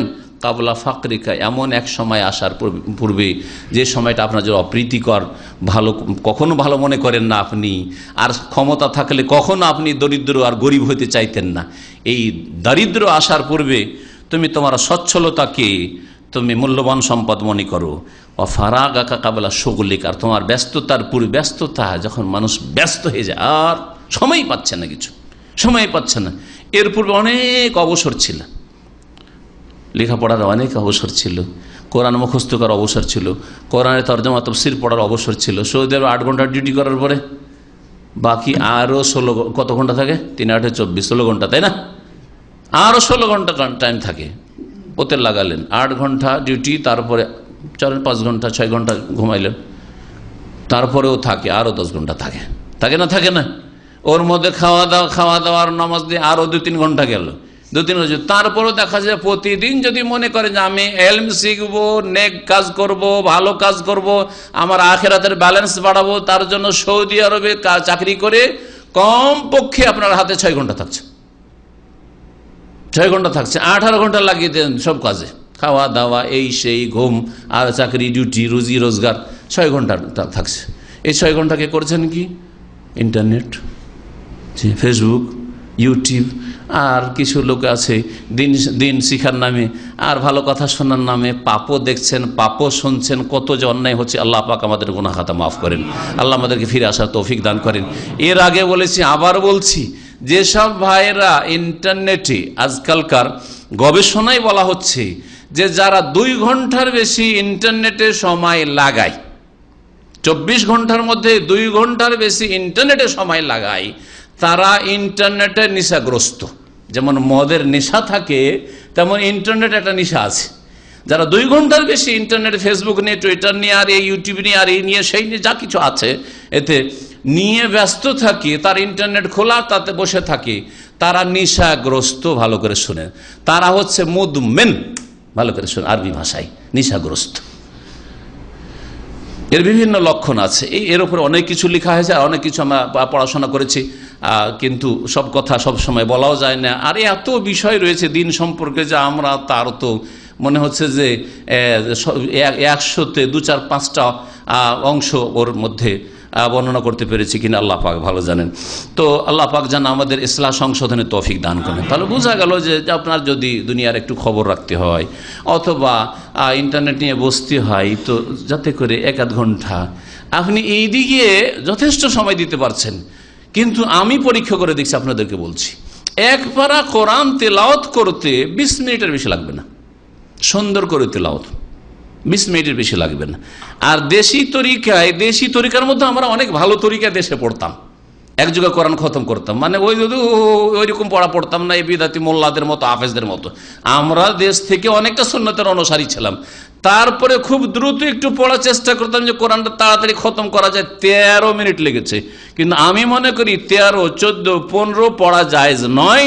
যার ফলে আমি যেই লোকটি 13 মিনিটে 1 পারা খতম করতাম, সেই লোকটি এখন কমপক্ষে 20 মিনিটে 1 পারা খতম করি। 20 পৃষ্ঠা থাকে এখানে, 1 পারাতে কত থাকে? তো 1 পৃষ্ঠাতে 1টা মিনিট লাগাবো না? তাহলে কি বুঝলাম? তাহলে অর্থ বুঝে পড়লাম, লাভটাই কি করলাম? আমি অর্থ বুঝে দুনিয়ার কোনো কথাই আমরা পড়ি না, কোনো কথাই শুনি না অর্থ ছাড়া। এতক্ষণ কেন 5 মিনিট যদি অর্থ ছাড়া আপনারা এখানে বসে থাকেন, কিছু বুঝছেন না, কিন্তু আমি আপনাদের সামনে স্পিচ করছি, কিচ্ছু ভালো লাগবে না আপনাকে। যতই আমি আপনাদের কাছে প্রিয়, কিছুই ভালো লাগবে না, কিছু বুঝলেন না। আরবিতে কেন এক বক্তব্য করলেন, ফায়দা কি আমাদের? ঠিক কিনা? কিন্তু কোরআন সারা জীবন ধরে শুধু তেলাওয়াত মন্ত্র পড়ে যাচ্ছেন, আর তারপরে নিজেও বুঝেন না, যে পাশে বসে শুনছে সেও কিছু বুঝে না। ওইরকম পড়া যায় না। 20টা মিনিট সময় দিলে দিনে 1 পারা পড়া হয়। দিনে 2 ঘন্টা, 3 ঘন্টা, 4 ঘন্টা ইন্টারনেটে সময় দিচ্ছেন। ভালো করে বাবু শুনেন, ভালো করে ইন্টারনেটওয়ালা ভাইয়েরা আর বোনেরা, 20 মিনিট সময় দিলে 1 পারা হয়। তাহলে 20 মিনিট সময় যদি আপনি কোরআনের কারিমের তেলাওয়াতে দেন সুন্দরভাবে, তাহলে 30 দিনে কয় পারা হবে? কত হবে? 1 খতম হবে না? হবে না? 30 পারা 1 খতম হবে। তাহলে একেবারে বিনা মেহনতে মাত্র 20টা মিনিট যদি পড়েন, 1 খতম স্বাভাবিকভাবে আপনার তেলাওয়াত হবে। আর একটা আলোচনা করব যে ঘুম সম্পর্কে। ঘুম মানুষের জন্য ধ্বংসাত্মক। ইনশাআল্লাহ আগামী সপ্তাহের পরের সপ্তাহে আলোচনা থাকবে। তো এই যে আমরা ফজর পরে ঘুমাই, এই সময়টা ফজরের নামাজ পড়ে সূর্য ওঠা পর্যন্ত ঘুমাই, এটা মারাত্মক ক্ষতিকর। এই সময়টাই যদি তেলাওয়াত করেন সূর্য ওঠা পর্যন্ত, তাহলে 2 পারা হবে। 40 মিনিট সময় থাকে। ফজর নামাজ পড়ে বেরিয়ে যান, সূর্য উঠতে 40 মিনিট সময় থাকে। ঘুমাইতে হবে, সূর্য ওঠার পরে ঘুমিয়ে যান। আর ওইদিকে আলোচনা যাচ্ছে না, কারণ আমাদের আলোচনা আজকে যুবকদের সম্পর্কে। আর যুবকদের পদস্খলন হয়ে গেলে সংশোধনের আশা করা যায় না, কারণ অনেক দূর গুমরাহ হয়ে চলে যাবে। সেই জন্য বলছি যে আল্লাহর হস্তে কোরআনের দিকে ফিরে আসেন, রাসূলুল্লাহ সাল্লাল্লাহু আলাইহি ওয়াসাল্লামের হাদিসের দিকে ফিরে আসেন, ইসলাম অর্জন করার দিকে ফিরে আসেন, আর ইসলামিক কিতাব পড়েন। 2 ঘন্টা ইসলামিক আপনার ইন্টারনেটে বিচরণ না করে ইসলামিক বই পড়াশোনা করেন, কোরআন কারিমের তরজমা তাফসীর পড়াশোনা করেন, আল্লাহর ইবাদতবন্দি করেন। আল্লাহ পাক যেন তৌফিক দান করেন। আর বলছেন নবী সাল্লাল্লাহু আলাইহি ওয়াসাল্লাম 5 নম্বরে, ওয়া হায়াতাকা ক্বাবলা মাউতিকা, আর তোমার মৃত্যু অপ্রীতিকর। কেউ মরতে চায় না, কেউ আমরা মরতে চাই না, সবাই অনেক দিন থাকতে চায়। এই অপ্রীতিকর মতের পূর্বে তোমার হায়াত, তোমার যে লাইফ রয়েছে, জিন্দেগি রয়েছে, এই জিন্দেগিকে তোমার জন্য মূল্যবান সম্পদ মনে করো। আর এই প্রতিটি মুহূর্তকে ভালো কাজে লাগাবার জন্য চেষ্টা করো। হাদিস তিরমিজিতে রয়েছে, মুস্তাদরাক হাকিমে রয়েছে, আমর ইবনে মাইমুন থেকেও, আব্দুল্লাহ বিন আব্বাস রাদিয়াল্লাহু তাআলা আনহুমা থেকে, মুসনাদ আহমদ, ইমাম আহমদ রাহমাতুল্লাহ আলাইহির কিতাবুজ জুহুদে রয়েছে। মুসনাদ আহমদ নয়, তার একটি কিতাব রয়েছে কিতাবুজ জুহুদ, তাতে এই হাদিসটি রয়েছে। আল্লামা আলবানী হাদিসটিকে সহিহ বলেছেন। আব্দুল্লাহ বিন মাসউদ রাদিয়াল্লাহু তাআলা আনহু থেকে আরেকটি হাদিস বর্ণিত রয়েছে। নবী করিম সাল্লাল্লাহু আলাইহি সাল্লাম বলেন, লা তাজুলু কাদামা ইবনে আদম ইয়াউমাল কিয়ামাতি হাত্তা ইউসালা আন খামস। কিয়ামতের দিন অতক্ষণ পর্যন্ত আদম সন্তান নিজের একটা কদম নড়াইতে পারবে না। নিজের পা সরাতে পারবে না কিয়ামতের দিনে আল্লাহর সামনে থেকে, হাত্তা ইউসআলা আন খামসিন, যতক্ষণ পর্যন্ত 5টা প্রশ্ন জিজ্ঞাসা না করা হবে। হাসরের মাঠে 5টি মোটা মোটা প্রশ্ন হবে। এই প্রশ্ন যতক্ষণ পর্যন্ত না হবে আপনাকে আমাকে, আল্লাহ পাক যেন আমাদের হিসাবকে সহজ করে দেন, আল্লাহ পাক আমাদের গুনাহ খাতা যেন মাফ করে দেন দুনিয়াতেই। 5টি কি? আন উমরিহি ফিমা আফনাহ, সারা জীবনের যে আয়ু, উমর, বয়স সম্পর্কে, যে এই তোমার যে বয়সটা ছিল 60 বছর 70 বছর, কোথায় তুমি নষ্ট করেছো, কোথায় তুমি এটা অতিবাহিত করেছো। ওয়ান শাবাবিহি ফিমা আবলা, হে যুবকরা, যৌবন সম্পর্কে জিজ্ঞাসা করা হবে।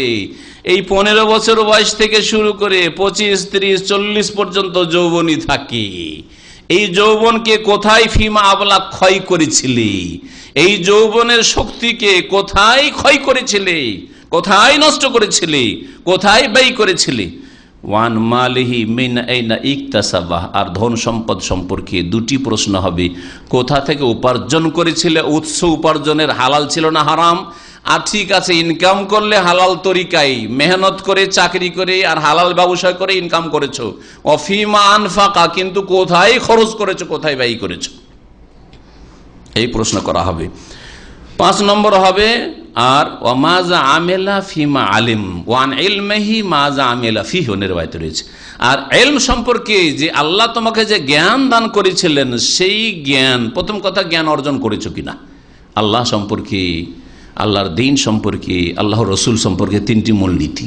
আপনি কিছু জানেন আর না জানেন, আপনার স্রষ্টা রব সম্পর্কে, আল্লাহ সম্পর্কে জানা ফরজ। কিছু জানেন আর না জানেন, আল্লাহর দেওয়া জীবন বিধান কিভাবে আপনি আপনার জীবনটা কাটাবেন জানা ফরজ, 2য় মূলনীতি। আপনি কিছু দুনিয়ার জানেন আর না জানার, শিখেন আর না শিখেন, আল্লাহর বিধান যার মাধ্যমে মানব জাতি পর্যন্ত তার সম্পর্কে জ্ঞান অর্জন করা ফরজ। সাইয়্যিদুল মুরসালিন খাতামুন নবীর মুহাম্মদুর রাসূলুল্লাহ সাল্লাল্লাহু আলাইহি ওয়াসাল্লাম সম্পর্কে জ্ঞান অর্জন করা ফরজ। তিনি কে ছিলেন?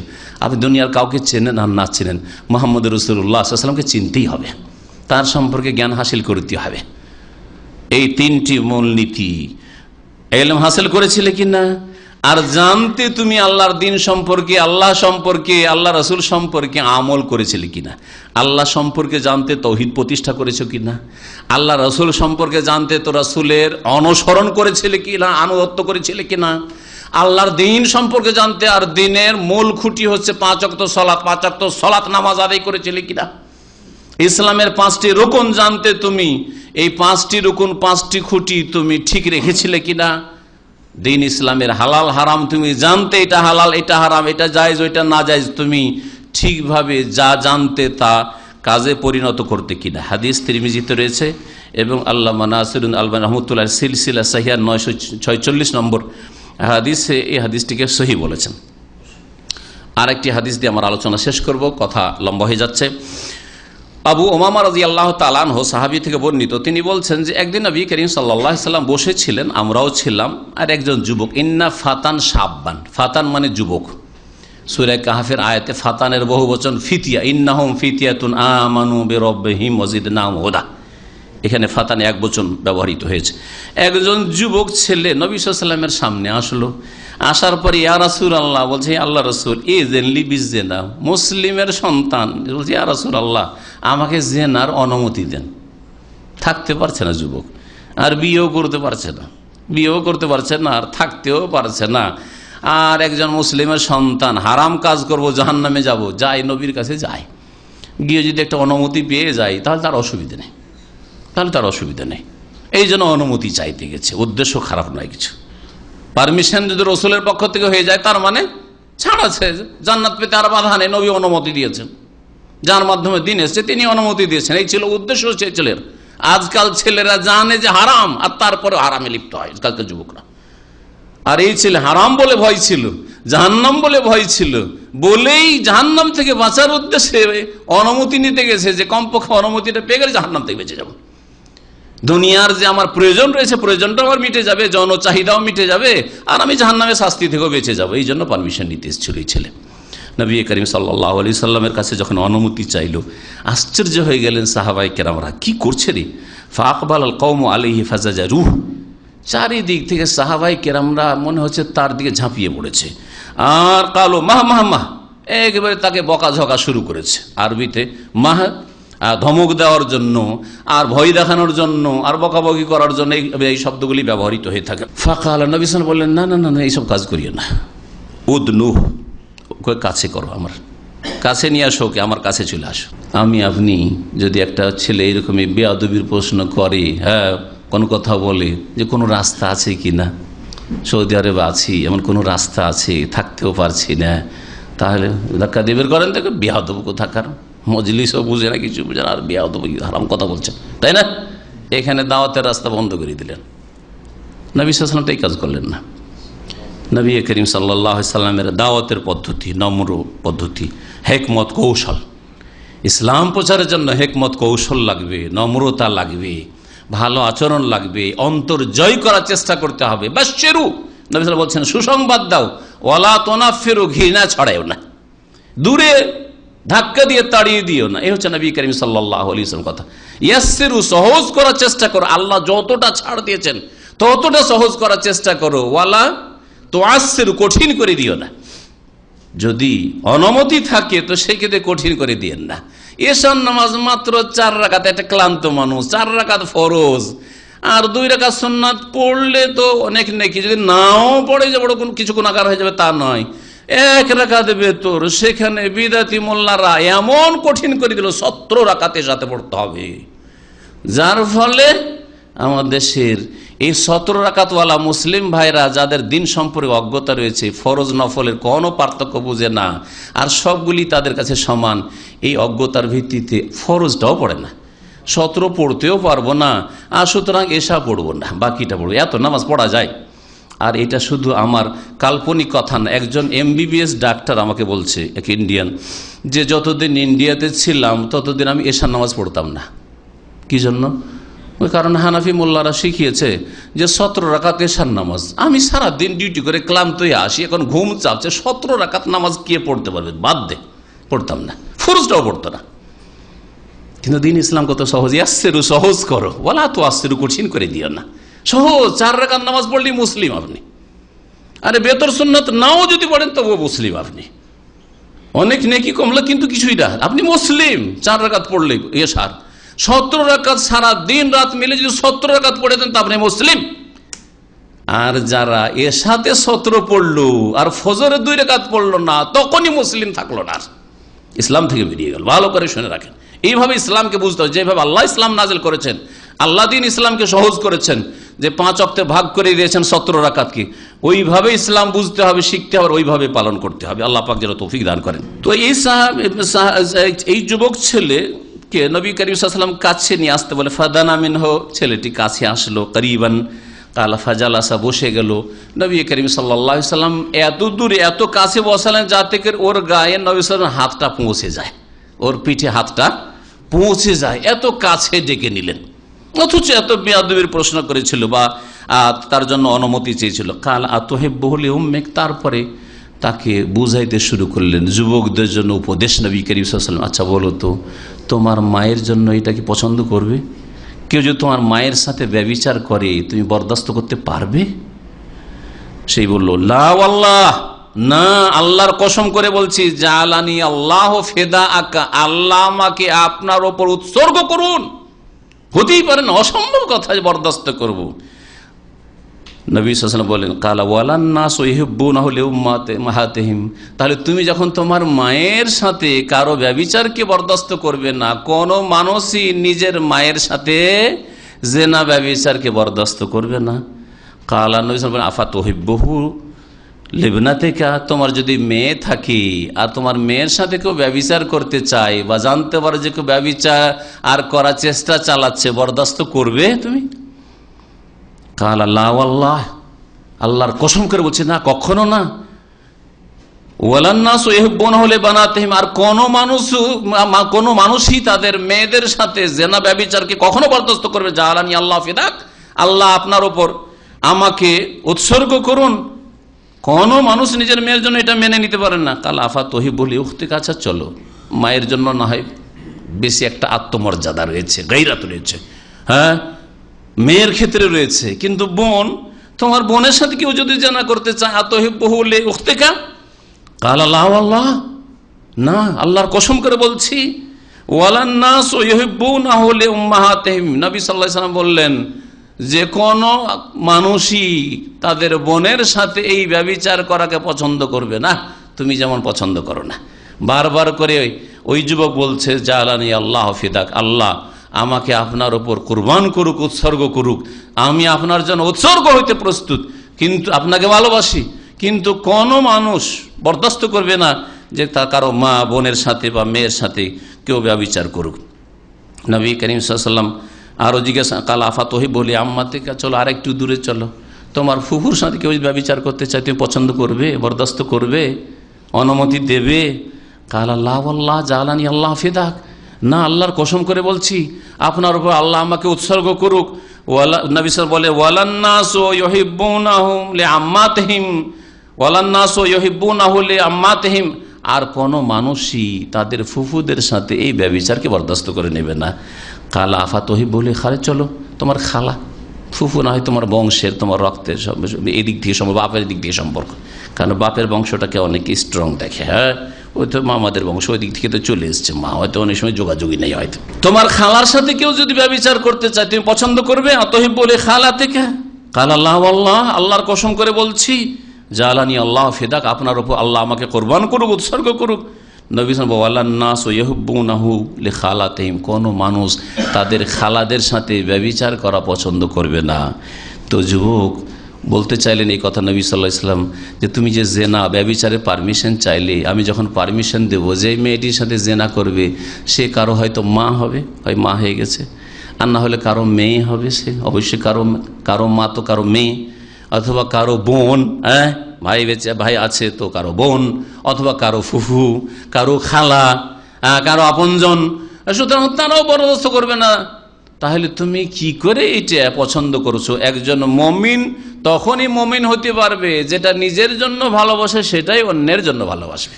লা ইউমিনু আহাদুকুম হাত্তা ইউহিব্বা লিআখিহি মা ইউহিব্বু লিনাফসিহি, সহিহ বুখারী হাদিস।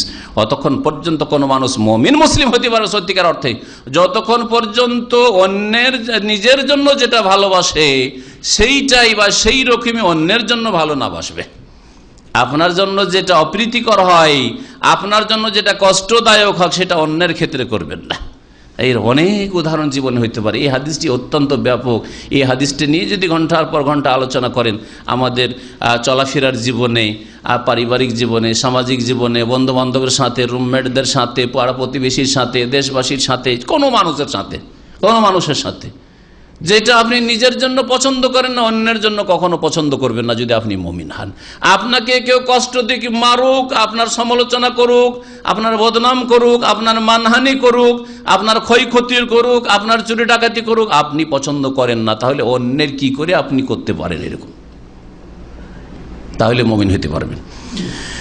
নবী করিম সাল্লাল্লাহু আলাইহি ওয়াসাল্লাম তারপরে ছেলেটার গায়ে হাত রাখলেন, পিঠে হাতটা রাখে, ফাওয়াদা ইয়াদাহু আলাইহি, ওই ছেলের গায়ে হাত রাখলেন রাসূলুল্লাহ সাল্লাল্লাহু আলাইহি ওয়াসাল্লাম রাহমাতুল আলামিন। দূরে ধাক্কা দিয়ে তাড়িয়ে দিলে সে আরো খারাপ হয়ে যেত, মুরতাদ হয়ে যেত। নবী কেউ কি মানত না, আর সাহাবীর কথাও মানত না। খারাপ ব্যবহার দেখে এদের উপরে এমন ঘৃণা হয়ে যেত যে কখনো আসতো না, আর সে একেবারে অনেক দূরে গুমরাহ হয়ে জাহান্নামে চলে যেত। কিন্তু নবী করিম সাল্লাল্লাহু আলাইহি ওয়াসাল্লাম কাছে নিলেন আর কত সুন্দর করে তাকে নসিহত করলেন। তারপরে শেষখানে একটি সুন্দর দোয়া দিলেন কয়েকটা বাক্যের, বলছে আল্লাহ মাগফির যামবাহু ওয়া তাহির কলবাহু ওয়া হাসসিন ফারজাহ। এই তিনটি বাক্য দিয়ে আল্লাহ মাগফির যামবাহ, অতীতে যদি কোনো ভুল ভ্রান্তি গুনাহ করে থাকে আল্লাহ তুমি মাফ করে দাও, বা এর মনে যে কুমন্ত্রণা আছে, ওয়াসওয়াসা আছে, যে পাপের কামনা বাসনা চাহিদা নিয়ে এসছে, যে কোনো রকম পারমিশন পেয়ে যায়, আল্লাহ এই যে অসৎ উদ্দেশ্য নিয়ে চলে এসছে অজ্ঞতার কারণে, আল্লাহ এর মনের পাপের গুনাহ মাফ করে দাও, আর অতীতে যদি কোনো গুনাহ করে থাকে তাও মাফ করে দাও। ওয়া তাহির কলবাহু, আর তার অন্তরে যে যৌন ব্যাধি হয়ে গেছে, অন্তরে যে তার কুপ্রবৃত্তির ব্যাধি হয়ে গেছে, খায়েশাতে নাফসের ব্যাধি হয়ে গেছে, মনের কামনা বাসনা পূরণ করতে হবে, মনের আশা আকাঙ্ক্ষা পূরণ করতে হবে, এই ব্যাধি। মনের রোগ হচ্ছে দুটি, একটা হচ্ছে সংশয়ের রোগ, আর একটা হচ্ছে কুপ্রবৃত্তি, শাহওয়াতের, কুপ্রবৃত্তির রোগ। এই দুই রোগ থেকে যে অন্তরকে বাঁচাতে পারবে সেই সত্যিকার মুমিন হতে পারবে। যে সংশয় থেকে বাঁচাতে পেরেছে সে শিরক কুফরিতে মুনাফিকিতে লিপ্ত হবে না, নাস্তিক বেদিন হবে না, বেনামাজি হবে না, আর যেই ব্যক্তি কুপ্রবৃত্তি থেকে নিজের অন্তরকে বাঁচাতে পেরেছে সে কোনোদিন জেনার কাছে যেতে পারে না, সে কোনোদিন সমকামিতার কাছে যেতে পারে না, সে কোনোদিন ফিল্মের কাছে যেতে পারে না, সে কোনো অশ্লীল কথা কাজের কাছে যেতে পারে না, সে কোনোদিন হারাম খাবো, চুরি করব, ডাকাতি করব, ঘুষ নেব, বেইমানি করব, সুদ খাবো, এইসবের কাছে যেতে পারে না। কারণ কুপ্রবৃত্তি, মনের চাহিদা যে তাড়াতাড়ি বড় লোক হবো, আর বেতন দিয়ে বড় লোক হইতে পারছি না, অফিসার মানুষ, হ্যাঁ অল্প বেতন সরকার দিচ্ছে, সুতরাং ঘুষ খেতে হবে। হ্যাঁ, ব্যবসা করে বড় রিস্ক থাকছে, কিন্তু সুদের ওপর টাকা খাটালে কোনো রিস্ক থাকে না, নিশ্চিত যে বছরের পর এত টাকা পাবো, কুপ্রবৃত্তির রোগ। তো নবী করিম সাল্লাল্লাহু আলাইহি ওয়াসাল্লাম বললেন, আল্লাহ এর কি করো, ওয়াতাহির কালবা, তার অন্তরটাকে পাক করে দাও, ওয়াহাসসিন ফারজাহু, আর এর লজ্জা স্থানকে সুরক্ষিত করে দাও, লজ্জা স্থানের হেফাজতের এই ছেলেকে তৌফিক দান করো। নবী করিম সাল্লাল্লাহু আলাইহি ওয়াসাল্লামের 3টি বাক্যের দোয়া, কিন্তু ইখলাসের সাথে যেই দোয়া বেরোয় অল্প কথাতেই সেই দোয়া কবুল হয়। আর মনে যদি রোগ থাকে, ইমানের কমজোরি থাকে, আল্লাহর উপর ইয়াকিন না থাকে, দুর্বল ইমান নিয়ে যদি আল্লাহর কাছে চান, আল্লাহ আধা ঘন্টার দোয়া, সারা রাত ধরে দোয়া করছেন, আরাফাতে দোয়া করে এসছেন, কোনো রেজাল্ট পাচ্ছেন না, হারাম খেয়ে দোয়া করছেন, শিরক বিদাতি আকীদা নিয়ে দোয়া করছেন, দোয়া কবুল হচ্ছে না। নবী করিম সাল্লাল্লাহু আলাইহি ওয়াসাল্লাম 3টি দোয়া এমন ভাবে কবুল হইল, বলছেন যে ফালাম ইয়াকুন বাদু যালিকাল ফাতা ইয়ালতাফিতু ইলা শাই, এরপরে সেই ছেলেটি মদিনায় বসবাস করেছে, কখনো কোনোদিন জেনার ধারেও যায়নি, কাছেও যায়নি, কোনোদিন দেখা যায়নি যে ও চরিত্র খারাপ করেছে, কখনো কোনো মেয়ের সাথে কোথাও গোপনে আলাপ করছে, প্রেম করছে, কোনোদিন দেখা যায়নি তাকে। এইভাবে নবী করিম সাল্লাল্লাহু আলাইহি ওয়াসাল্লাম এই ছেলেকে উপদেশ দিয়েছেন, দোয়া দিয়েছেন।